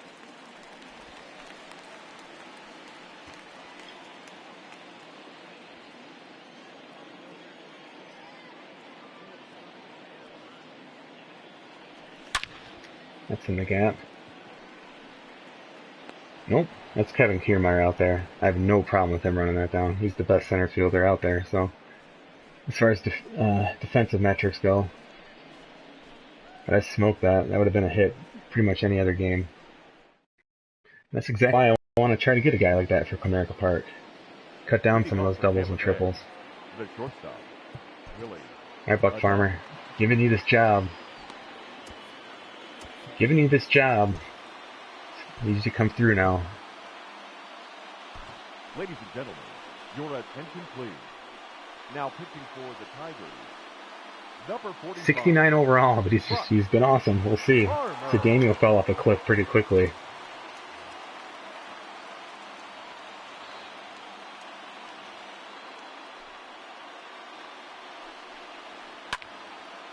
We talked a couple streams ago about, would this Cayeno ever come in for a, 4 or 5 out save? I mean, I'd consider a 4 out,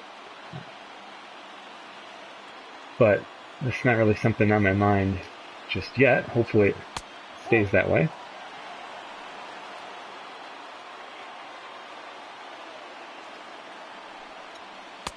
Great pitch. 1 ball, 2 strikes the count.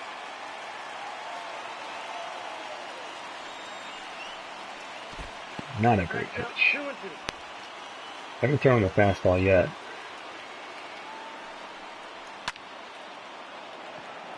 Victor Reyes, not his natural position. There to make the play, 1 out. Now batting. I like playing Madden every year, but that doesn't mean it's a good game. You know what I mean? I enjoy it because I enjoy playing football games. I like the short seasons. I like doing the draft.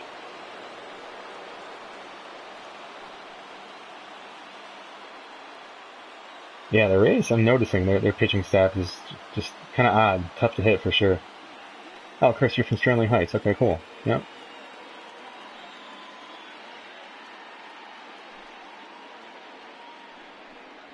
Ball, that's down.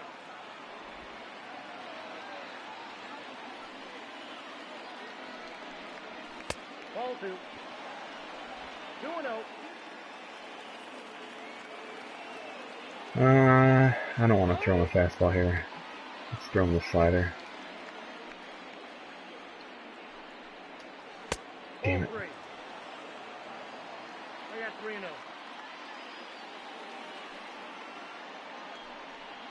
Hey.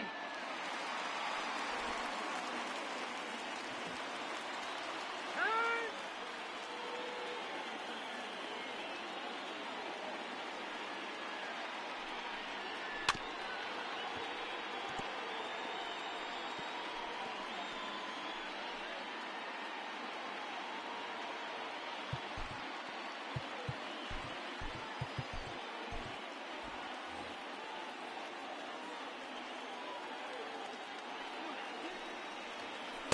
Phew, thank goodness. If I didn't hit that on the meter perfectly, that was going to be a walk. The left fielder, number 11. That was pretty far out of the zone. Renfro. Whew.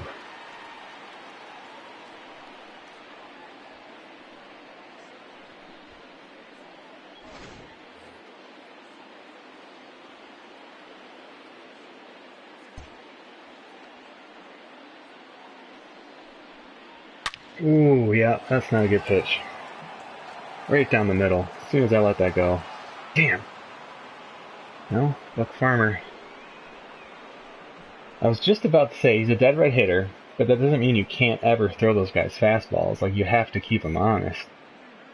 And I tried to just put that on the outside, and he left it right over the middle. And I mean, it just got hammered. And it should have been. He just crushed that ball.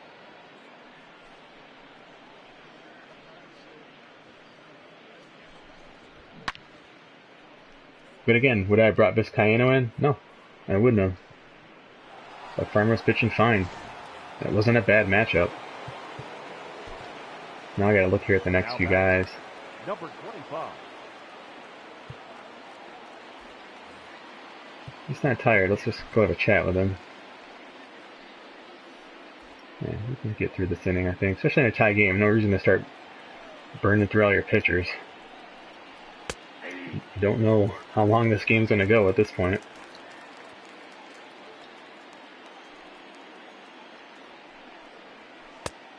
Ball, that's inside.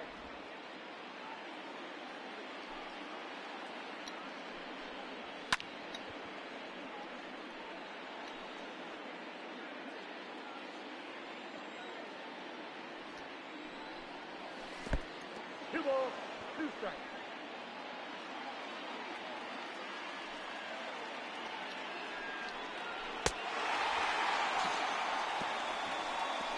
Tie game. Bottom of the 8th. No, they're a well-managed team. Honey Badger asked, how are the Rays always sneaky good? Good management.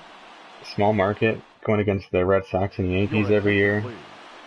Now pitching for Tampa Bay, number 63, Diego Castillo. A lot of movement. We hit a 2-run homer off this guy yesterday, though. Leading up. Definitely an inning we may consider manufacturing a run. At the bottom of the order here, leading us off. I think the 8 and 9 hitters here. We got Vizcaino ready. Let's really keep both these guys up and ready. Vizcaino will pitch the 9th. Yeah, he'll pitch the 9th.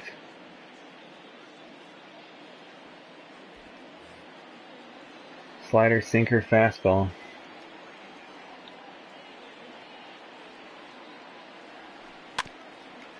Get foul. It's foul. Foul, foul ball. He got time.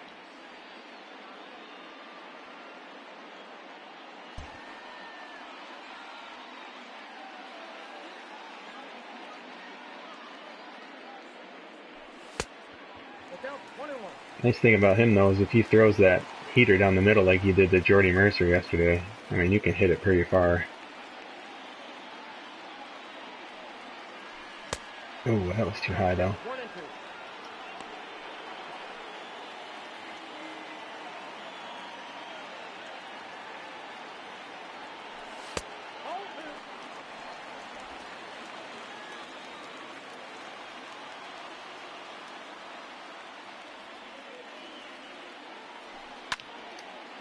I'm actually just trying to hit it to left field at this point with contact swing.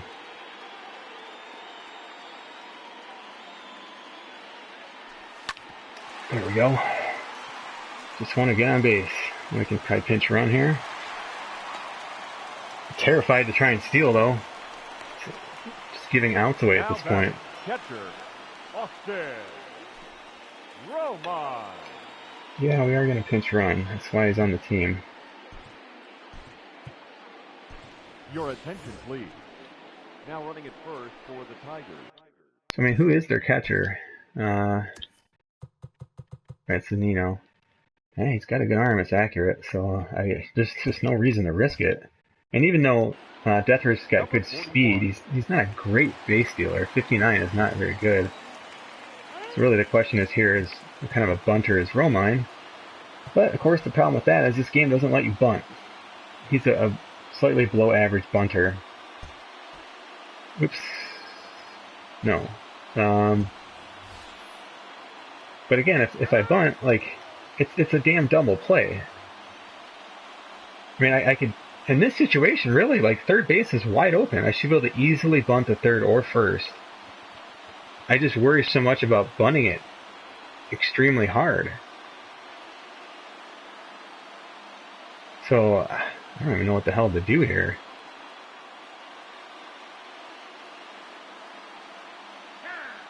I may consider it pinch hitter.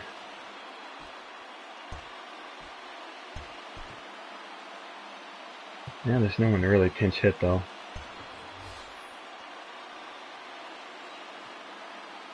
God, I don't know what to do here. I'm going to pause and talk to the chat. It's just such, look at the wind by the way. Just such a weird situation because I would actually like to bunt here. Right, and as Chris says, good luck if you're going to bunt. It's like a damn double play. It's ridiculous. At the very least, it's pretty much guaranteeing an out at second. So it's like, I really can't. I mean, I guess we just got to swing away here. I mean, one run doesn't guarantee a victory either, so I guess it's not the worst thing. If this was like the bottom of the ninth, I'd probably be a little bit more irritated. But, yeah, I guess we just got to swing away. Could definitely try hit and run at some point. Nope. Double play anyway. That's exactly what I was looking for, was the sinker. And I just didn't get low enough. The batter, number 9. Shortstop. Just what I was looking for. Mercer. Easy double play, no problem at all. Well, this is the matchup yesterday. Hit a 2-run homer.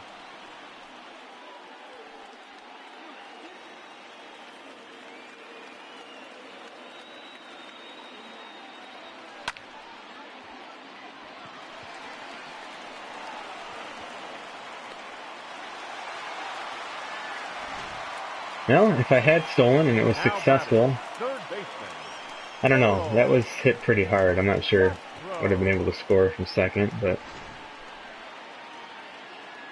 no, we're going to ignore that.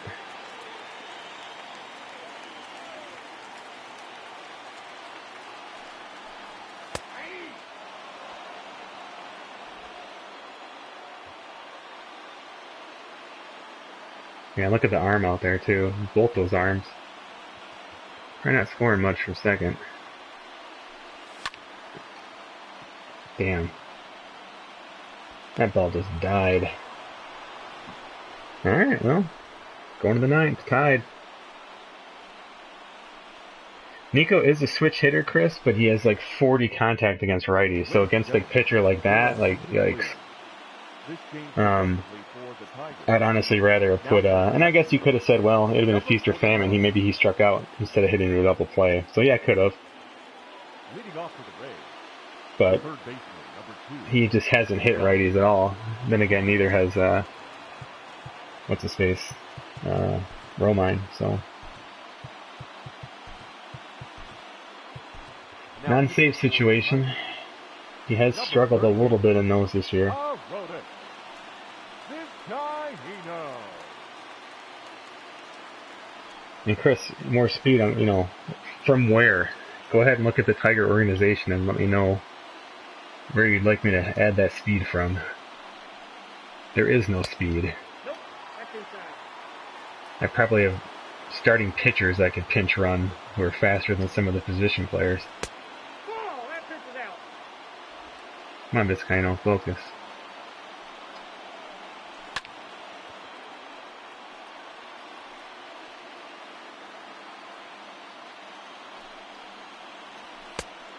Inside ball.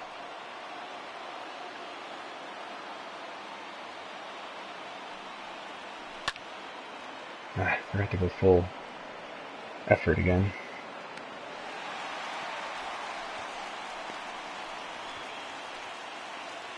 The batter, the catcher, Mike Zunino.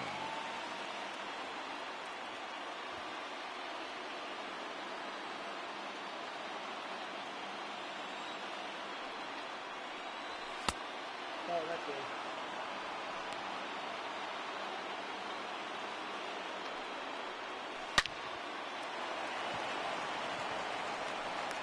He's out.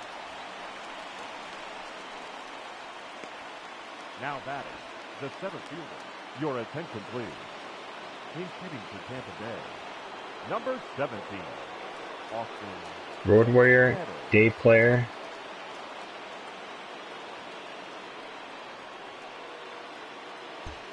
I'm walking him.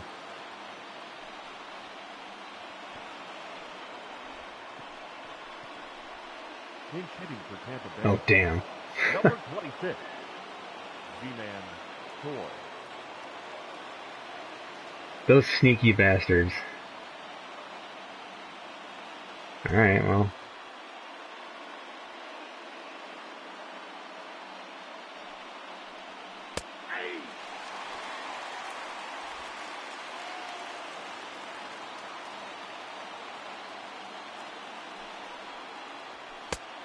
One and one.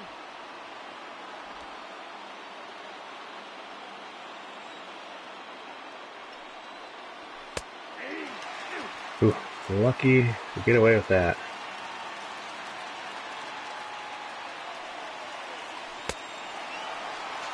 Good job, Vizcaino.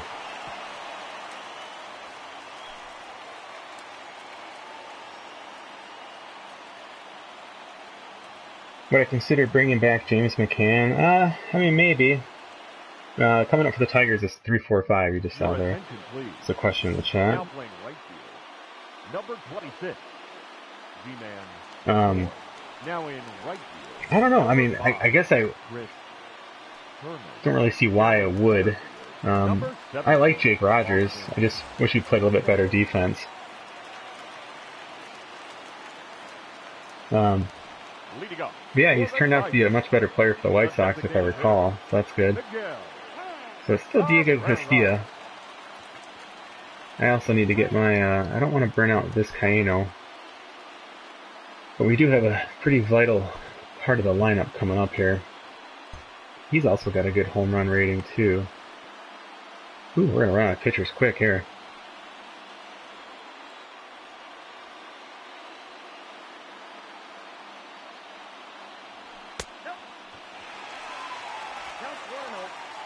Yeah, I'm not thinking home run here at all. Just want to get on base.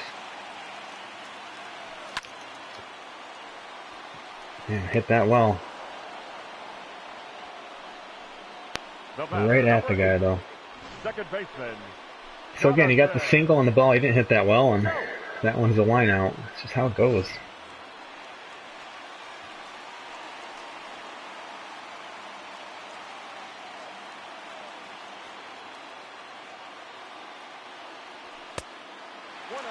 I'll try to look for a slider here. He's a breaking ball hitter, cork player, so see if I can wait one out.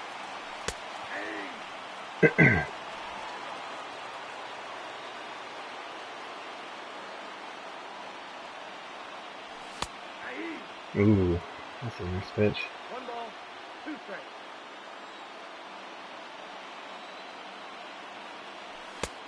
That's in. Ball 2.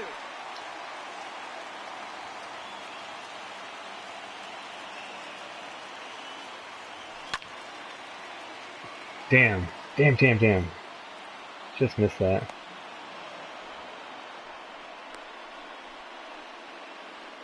The batter, the first baseman, DJ Lowe.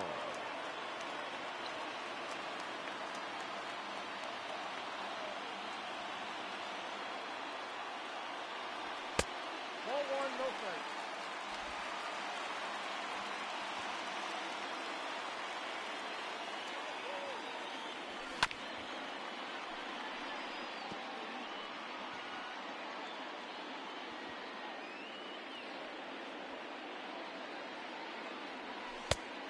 Count is 2-1.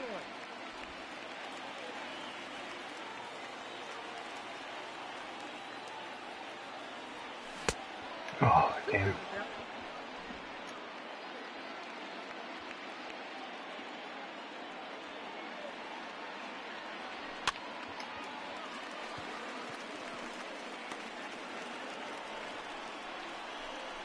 Well, 1, 2, 3 goes the heart of our lineup. I hope we can do the same with theirs.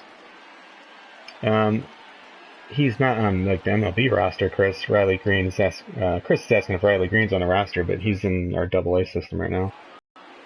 He wasn't A. He's only 19. I don't really like to put the teenage age kids even in AA. But we had some injuries, so I had to move some people around. No, this guy hasn't pitched in a while. He's our best pitcher. This is the top of their lineup. I see no reason to take him out, especially when we're short a pitcher. 0-1's the count.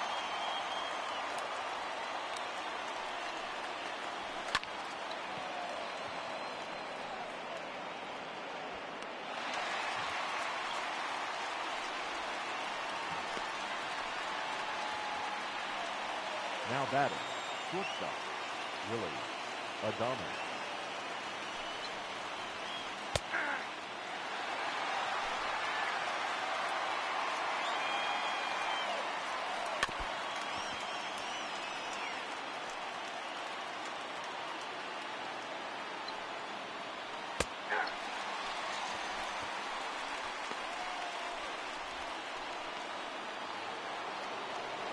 Now batting, the first baseman, Jose Martinez. Hey. 0-1. Ball 10.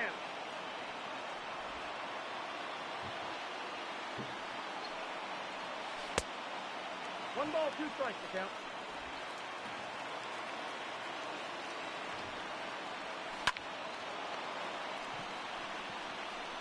Alright. Gotta get a run here. Come on.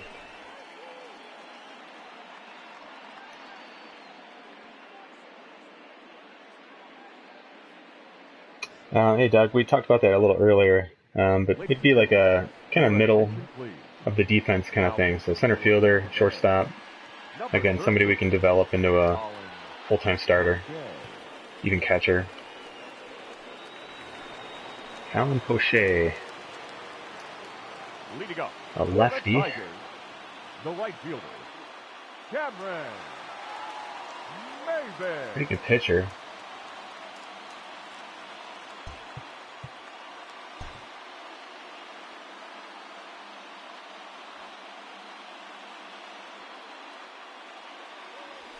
That's a ball.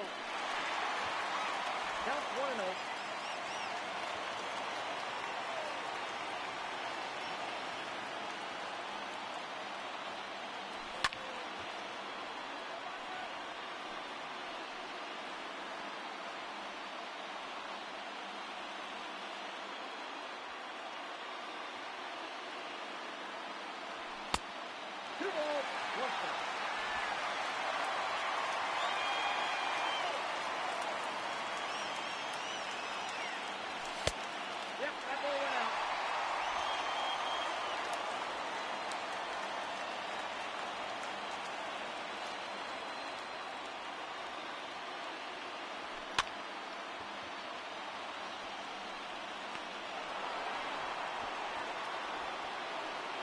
Up next Not a for good the swing. Tigers, the center fielder, Victor Reyes.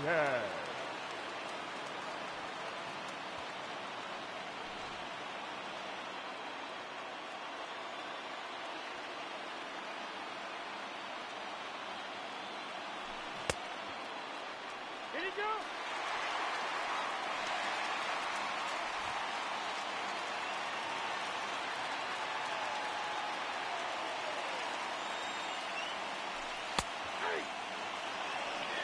Actually looking for something up in the zone here.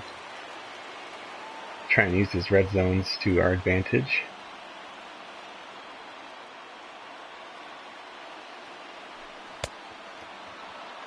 I got to count 1 and 2.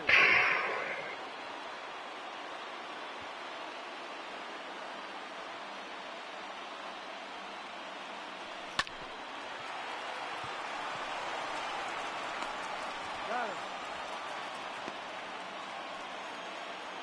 Now batting, number 41. No, good pinch hit here. Let's see.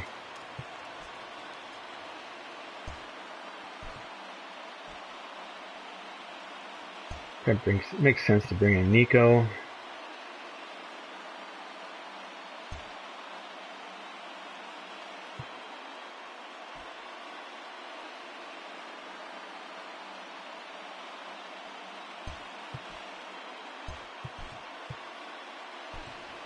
Your attention, please. Pinch hitting for the Tigers, number 28, Nico. Good draw. Ball.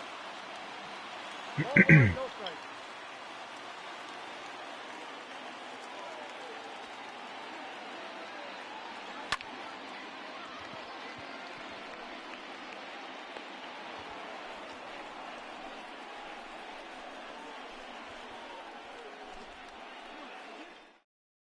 Your attention, please. This change defensively for the Tigers. Now playing left field, number 28, Nico Goodrow.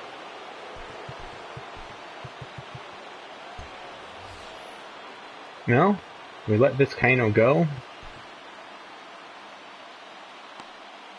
I'd say at least through Renfro, maybe the next two guys.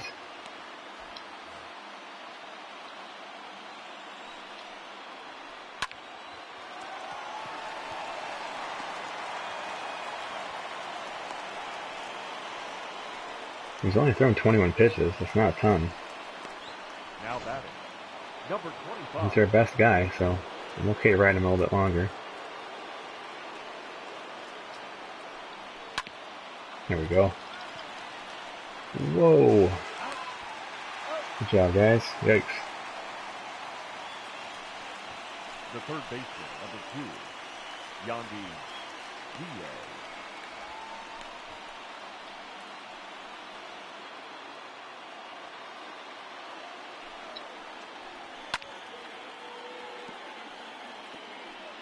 Well, Ryan, I guess we've answered our question. Is, could he come in for a 4-out, 5-out save? I'd say yes.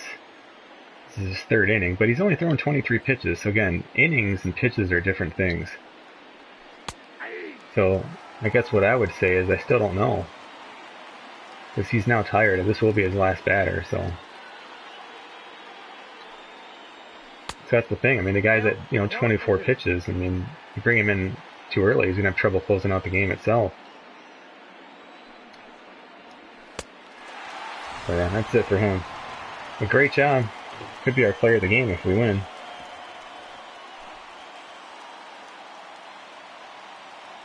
Chris, yeah, I used to use directional hitting with the PCI off. It probably would favor hitter skill, but it also favor hitter bad as well. Leading up for the Tigers. I just like it. I like using this mode. I like using the zone. I mean, if I'm going to just play, I'd rather just play baseball simulator at that point, like out of the park baseball, or just do like a manage only mode. I mean, I just don't see the point in just hitting X for me. Same reason why I don't use classic pitching. I'd rather just play out of the park baseball if I'm going to do that.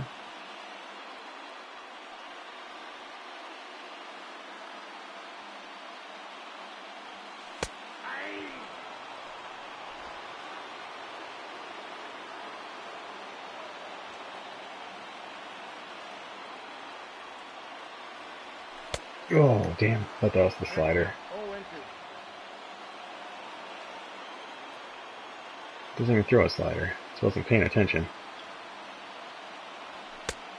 Ball, that's out.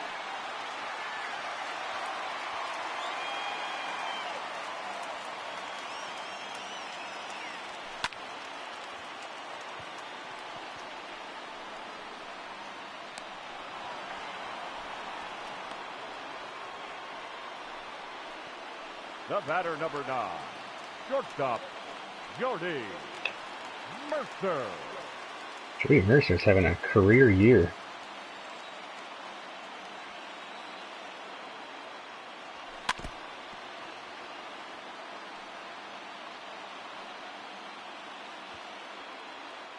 The last guy I put on the roster, too.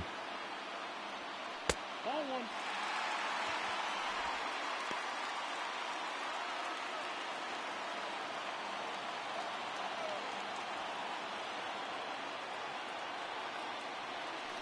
Nope, that's bad.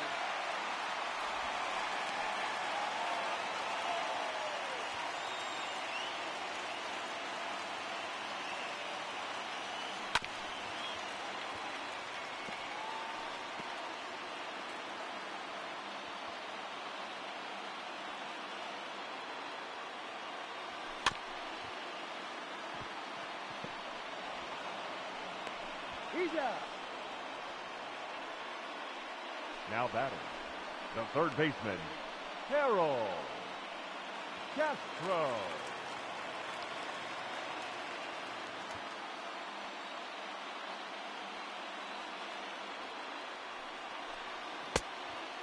Oh, 1's the count.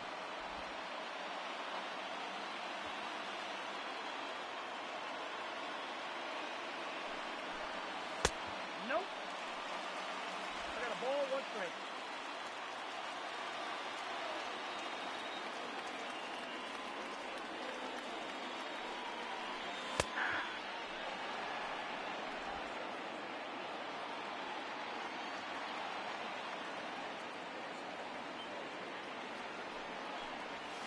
That's ball 2. Ooh, that fastball's a lot faster than his other ones. 95. Must have been like 92, 93. Adrenaline or something.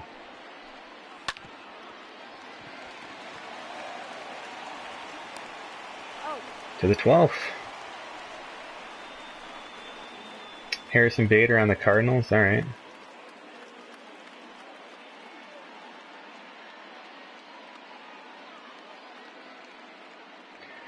Yeah, well, this kind of knows coming out now.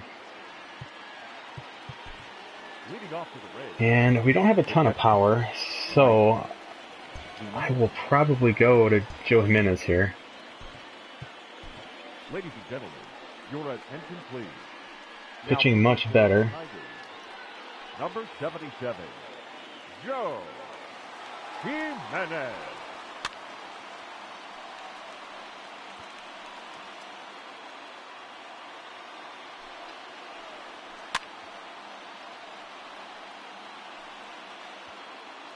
We might need to call a pitcher up for tomorrow. Just to make sure we have some fresh arms. Especially if Cedeno's not healthy, and we're going to absolutely have to.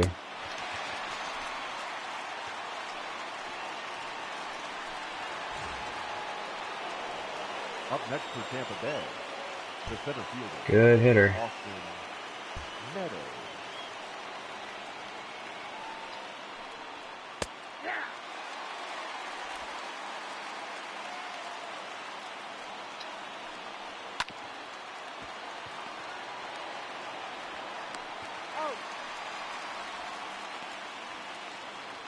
Just 6 pitches.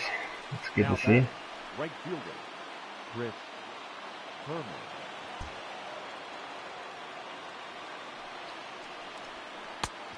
Off the plate, ball 1.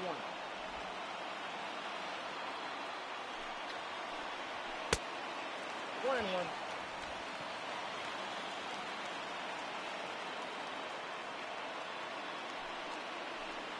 Ball.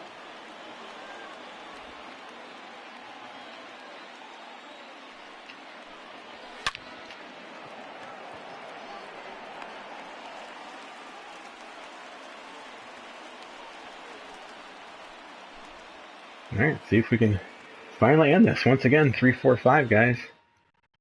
Your I hope they... attention, please. Oh, good. I was going to say, I hope they keep or bring in a lefty. Number 46, Jose Alvarado. Good matchups for us this inning. He's a good pitcher, though. Does not give up many home runs, The so... designated hitter, Miguel Cabrera. He throws hard. He's got a good curveball, too, so...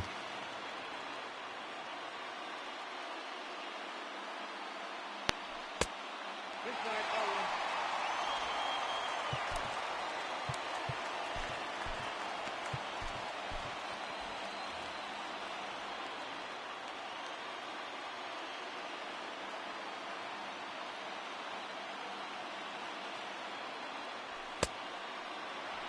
Look out, 21.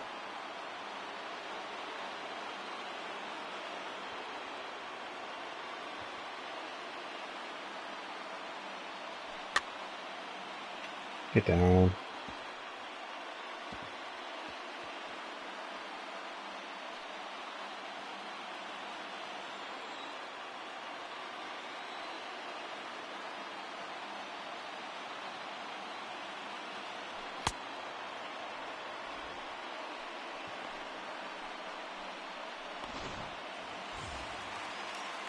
The batter, number 8, second baseman, Jonathan. Go!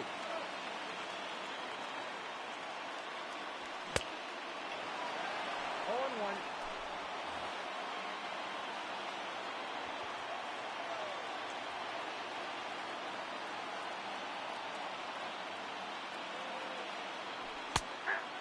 Ooh.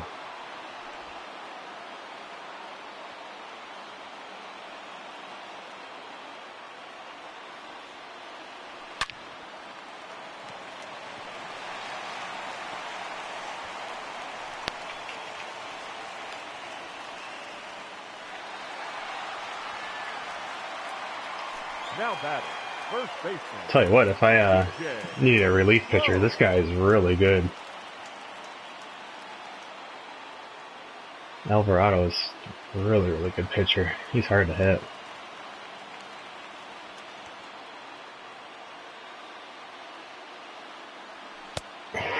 Gosh, great pitch.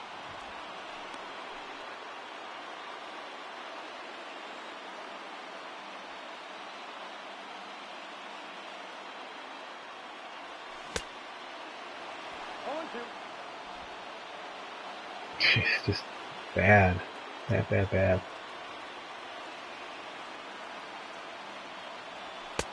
that gets there.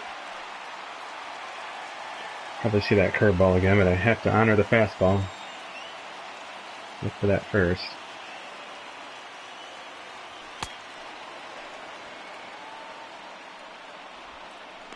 Good grief. CJ Cron just, I can't hit with him. The left fielder, number 4, Cameron. It's been bad. Davis.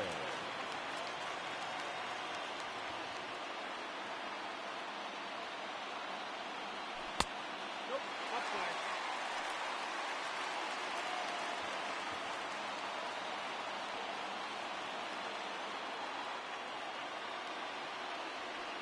Aye. One ball, one strike.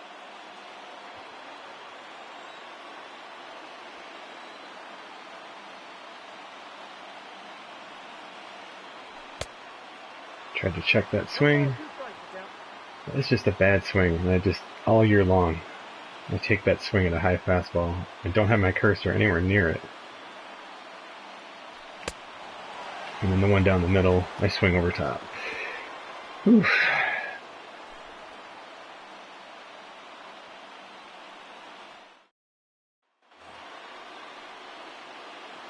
No, I gotta stick with, we don't have any pitchers left, so. Joey. Outside, that's the ball.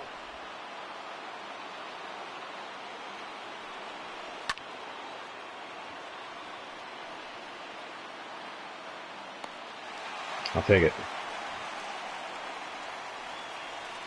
The batter, number 1, shortstop, Willie Adames. Here you go. I've never seen that.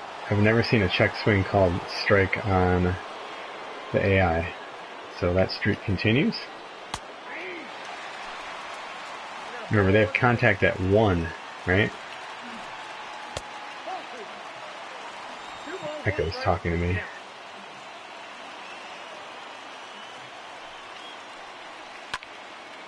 It's 2 outs.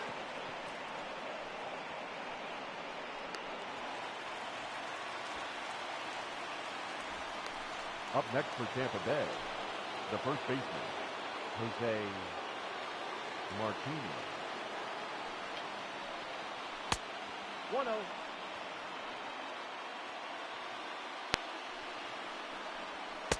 Nope, outside.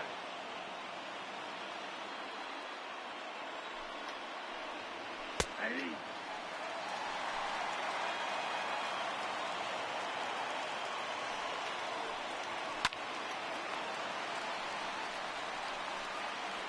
Oh boy. There's some tired players tomorrow.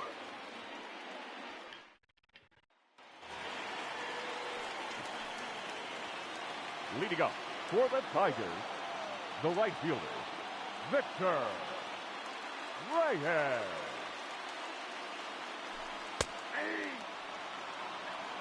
I'm gonna try to look for something outside here.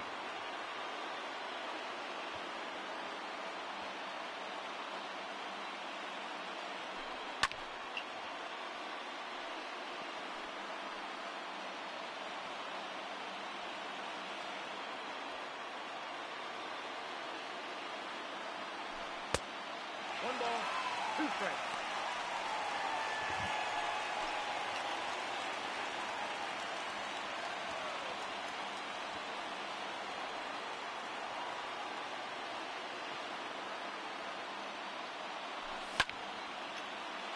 Ooh, he hit that pretty hard. Gone. I was looking up and in. So again, when you see a pitch over the middle like that, just let go of the cursor. It's funny, his last at bat in the extra innings, I'd said be a nice time for Victor Reyes' first home run of the year. So his first home run of the year, it's a big one. It's a walk-off. Finally, we end our 5-game losing streak. Would have been a tough one to lose too, so.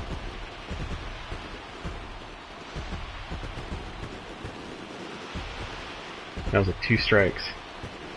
And again, I was not even thinking home run. I was looking up and in, just trying to get on top of the ball, just hit a single, try to maybe find a gap.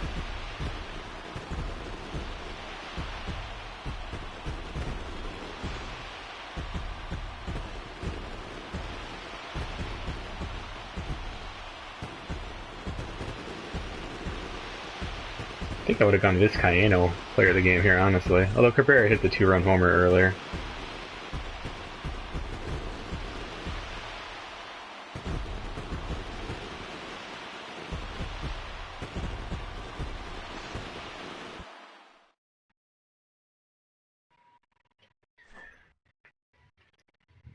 Get caught up in the chat here.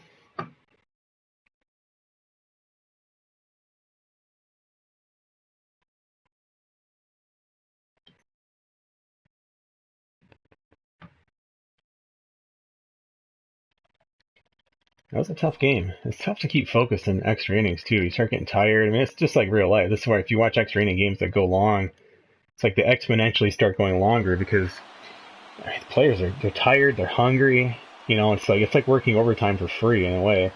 And not that anyone's sympathizing for baseball players' salaries and stuff like that, but if your boss at work is asking you to stay over, 2 extra hours or something this late at night, and it's like, man, come on, I got plans and I'm hungry. I want to get out of here. It's tough. You want to end it. And the last thing you want to do in baseball is rush. So, we're probably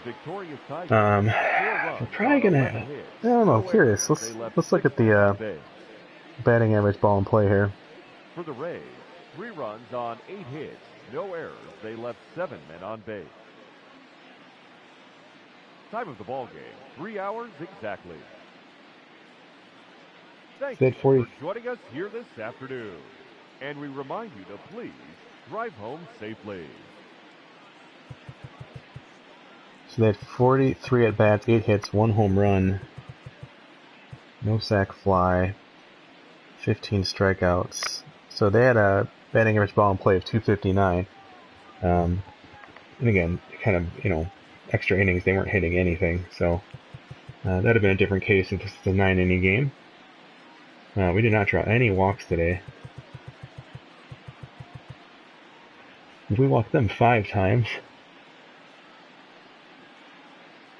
As for our batting average ball in play, 42 at bats, 11 hits, 2 home runs. 2 home runs. I think we had a sac fly. 1 sac fly. We struck out just 8 times today. 273 was ours. So again, just lower, as you saw. I mean, teams are struggling to produce offense. Pitchers pitched well today, really for both teams. Buck Farmer's really the only guy with a chink in the armor there with the blown save. Vizcaino, to me, was the player of the game. But I could see Cabrera, again, the 2-run home run put the Tigers up top for a little bit there. That was an important hit, obviously. So Joe Jimenez pitching much, much better. He's got the ERA kind of back to, at least it looks like a Major League Baseball ERA at this point, 5.76, so that's good to see. Pitcher analysis, they threw a lot of strikes. We were swinging and missing. Yeah, I mean, just really, really high. That's probably the highest I've seen the AI this season. Ours is pretty standard there.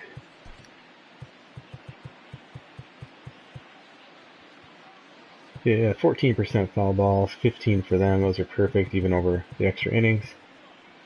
Swung and miss. 31% for the Tigers. I'm surprised it's not higher. They were a lot, but again, Matthew Boyd, our best pitcher, definitely a strikeout guy. Pretty much everyone who brought into the bullpen were strikeout guys, and they struck out 15 times today, so of course that's going to be high. You're not going to have like, oh wow, this is a game where like my starter struck out 13 guys, like this was great. But I noticed their swings and misses were really high. Well, of course they were. Your pitcher dominated them. It's not always going to be like this perfectly wrapped in a bow statistical output game every time. So like it would be weird to me if their numbers weren't high. They're at 37% swing and miss totals between miss plus strikeouts. Obviously that'd be super weird if it was like 10% or something. It's like, how is that even possible? They just stood there and didn't swing the bat or something. So, but that was a big game for the Tigers. They needed off the schneid there. Was there anything else that we were going to look at post-game? Does anyone remember? I know it was just, what was it, like Harrison Bader. I also wanted to, so our pitcher's not back yet. So we're going to have to do something. I might have to put him on the DL. And guys, we might be bringing up a starting pitcher, because I think what I might do is move Daniel Norris to the bullpen for now. Because there's just, let me save all this and we can kind of talk through this. I'll probably sit on the decision a little bit here, but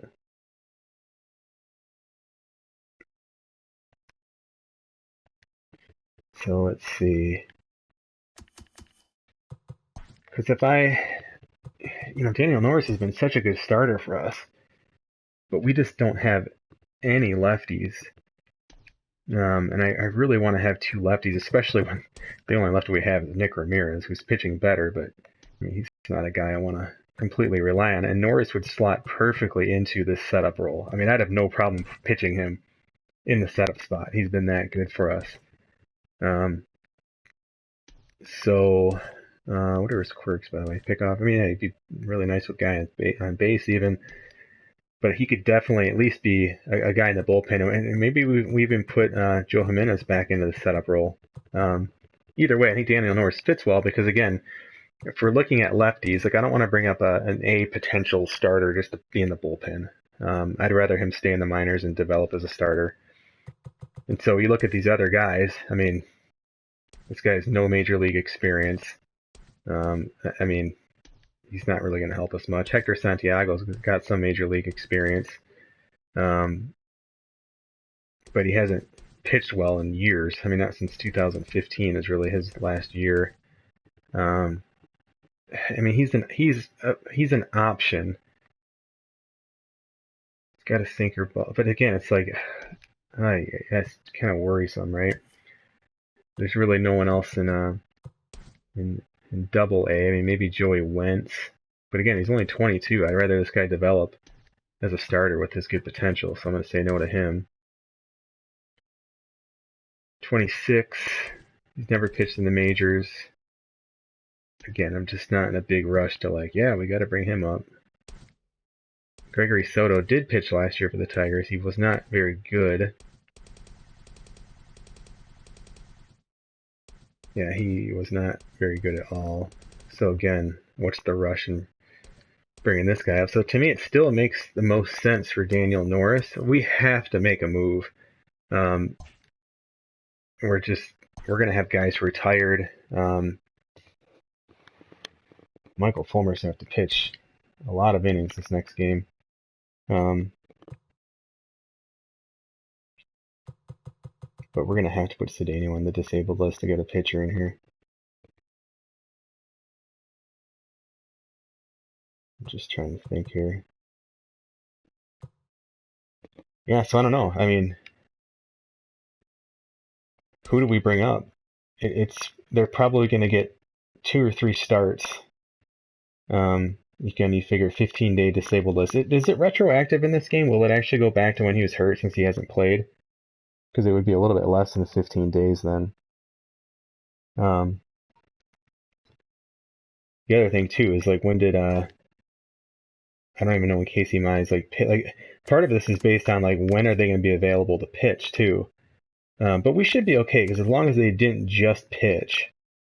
So I guess we could like go look at the calendar, like who just pitched for AAA.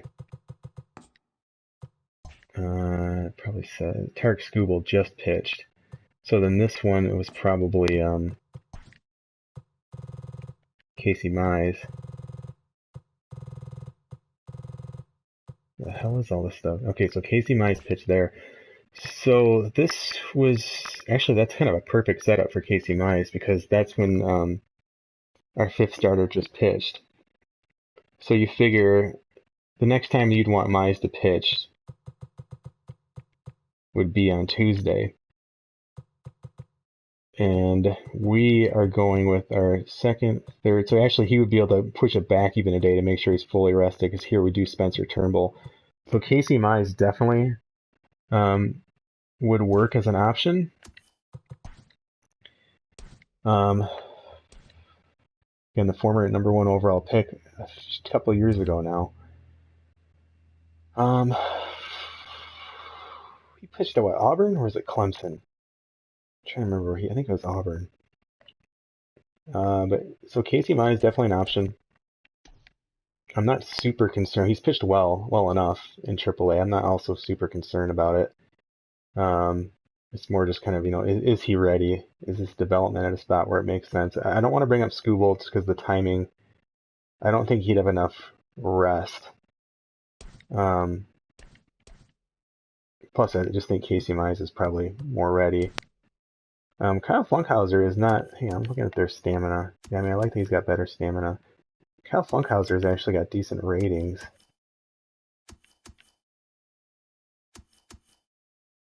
So the only reason I'm hesitant to bring up a guy like Mize is that it's a temporary call up, and like I just not in love with like starting his clock on a temporary call up. Bo Burrows has not pitched in the majors yet. I don't think any of these guys have, right? Nope. This is another possibility. This is a guy. He's been a career minor leaguer, and I think the Tigers just grabbed his contract recently, and so he's also never pitched, but he's definitely the oldest of the bunch. Kyle Funkhauser. Again, if you're just kind of talking about like, well, I'm not really worried about starting their clock. Like Funkhauser makes sense. He's 25 with C potential. These guys, like I said, I'm a little hesitant because they're just starting their clock. I just don't see the reason for that. Whereas these guys, I wouldn't give a damn about starting their clock. And they'd be kind of perfect guys to bring in. And I would probably actually lean towards Bo Burrows just because he's got better stamina. And I just can't keep using these pitchers who just don't have good stamina. It just kills our bullpen. Neither of them have quirks. I like how they make 70 and 80 grand a year, but are going to be on the major league roster. So I'm telling you this right now. It's so far either Mize, Burrows, or Shang, however you say his name. And I know everyone's going to probably jump and say Mize. Like that's the exciting pick, but like what is the smart pick? That's what I'm concerned with. What's the smart pick? I don't think any of these guys have stamina that I'm like, again, like looking to, be excited to add here. 34 stamina. Yeah, I mean none of these guys have. Zach Godley does, and he's pitched in the majors recently, although not very well. But again, the stamina's not great.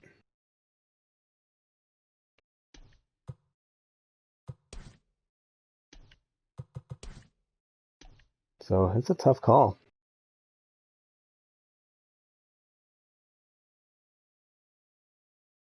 Oh, nice, Ryan. We actually have an opening in our Out of the Park Baseball League.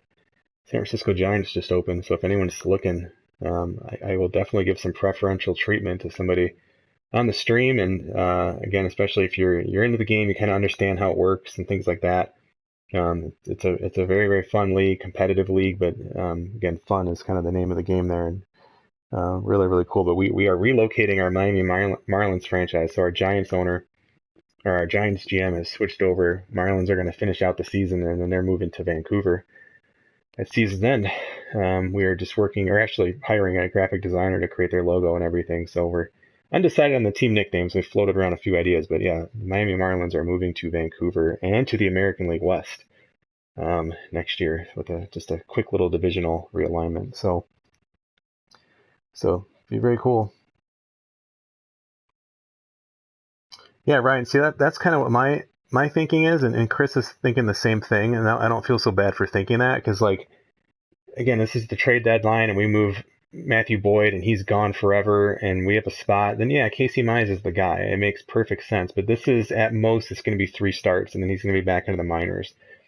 Now again, another pitcher could get hurt during that time, and who knows? But I just again, it's not like he's an 80 overall or something, and it's just like way over. Like I remember a buddy of mine's a hockey coach, and he is a big Red Wing fan, obviously, and he's always kind of talked about how Kenny Holland, like one of his knocks as the general manager of the Red Wings, he's now with the Oilers, was that he liked all of his prospects to be like overdeveloped. Like he liked them to be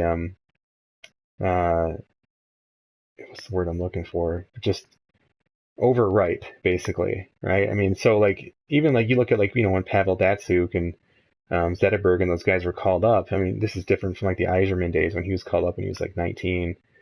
But like those guys were coming up on the team when they were like 24 or something like that. They weren't coming up as like 20-year-olds or anything, and so maybe 23.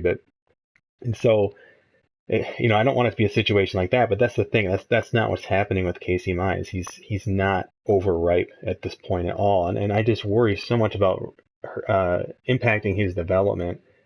As exciting as it would be, I think he'll pitch on the team this year, but I just don't think now is really the time. We didn't really look at any of the double A guys, and again, just looking at stamina, so we could take a closer look at Manning. Logan Shore's got great stamina. I don't know who this guy even is. And he is a guy who could probably eat some innings, but I don't really think he's deserving over some of the other guys. Alex Lang, not too bad. I mean, I would love to have someone who actually has some major league experience. We could also start Ivan Nova, who has started for us this year. I'm going to let this simmer. I'm going to let this decision simmer a little bit because, again, Ivan Nova, terrible ratings.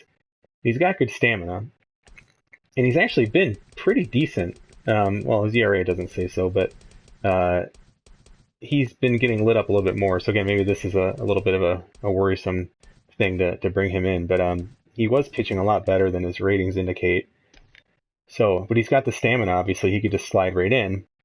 You can move Norris to the bullpen or even leave Norris there. But I just think Norris might actually end up being, he makes $3 million, which is quite a bit in this game. But just his stamina, I mean, he just might need to be moved to the bullpen anyway. And so if that's the case, maybe Myers does have a spot in the rotation. But again, what do we do when Cedeno's back, right? So these are all just kind of questions I'm weighing. I think there's a lot of different ways we can look at it, but let's see. Real quick, I just want to check transactions. But I mentioned the Out of the Park League. Again, if you're interested, let me know. You can find me on Discord. It's probably the easiest way. But there's an application on the simsportsgaming.com website. You can apply there if you're interested, because we're going to look to fill that either today or tomorrow, probably. So get that application in quickly. No transactions worth. Tim Tebow got hurt. Look at that. He tore his ACL. It's over for Tim Tebow, everyone. There it is. The digital Tim Tebow is history. Tigers, 4.5 games back now. That looks a lot better than 5.5. Still 5.5 back in the wild card. It's a good win. I mean, that was a big win. We were down 2-0 too, so we'll happily take that. Let's see if Cabrera up to his All-Star voting at all. It'd be kind of cool to get him in there.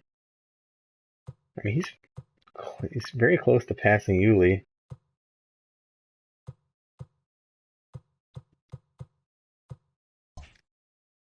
All right, well, we have something to think about for tomorrow's game. I'll need to think about it. If you have suggestions in the next 24 hours, let me know. And we can discuss further. But I think for now, that's a good place to wrap things up. Subscribing to the YouTube channel, I always like to close by saying that. That is super cool and helpful, because it's just nice having folks on the stream here to chat. Ryan's done a great job. And I think that we'll probably do more of those like 2-man broadcasts here soon, because that was a lot of fun. So I see some more stuff in the chat here. Okay, Ryan's going to apply. Yeah, it's a game. I mean, the beauty is our league's daily, right? It's one game at a time. So I mean, it's not. Most of the when I used to join these leagues, back when I was younger and stuff. I mean, they'd sim like a week or two every 3 days, and it was fast. This is not. It's still going to be a little overwhelming in the beginning. It's just a big game. There's a lot to look at, but like you don't have to have everything like situated perfectly. I mean, we're in the middle of the draft right now, for instance. We're in like round 4 or 5 of the draft, and but that draft is just ongoing. It's just kind of going in the background, and so we can get you all set up. And best of all, that community, Ryan, is super helpful. I mean, like if you have questions, like those questions have probably already been asked. Everyone pretty much knows the answers to them, and then everyone's able to help you out in that chat there on our Discord. So. Ryan says, I've talked so much about ratings. Yeah, I mean, mine could definitely dazzle like Strasburg. Strasburg came up, I believe, the first month. After the first month, that was back in the day when they still did that sort of thing.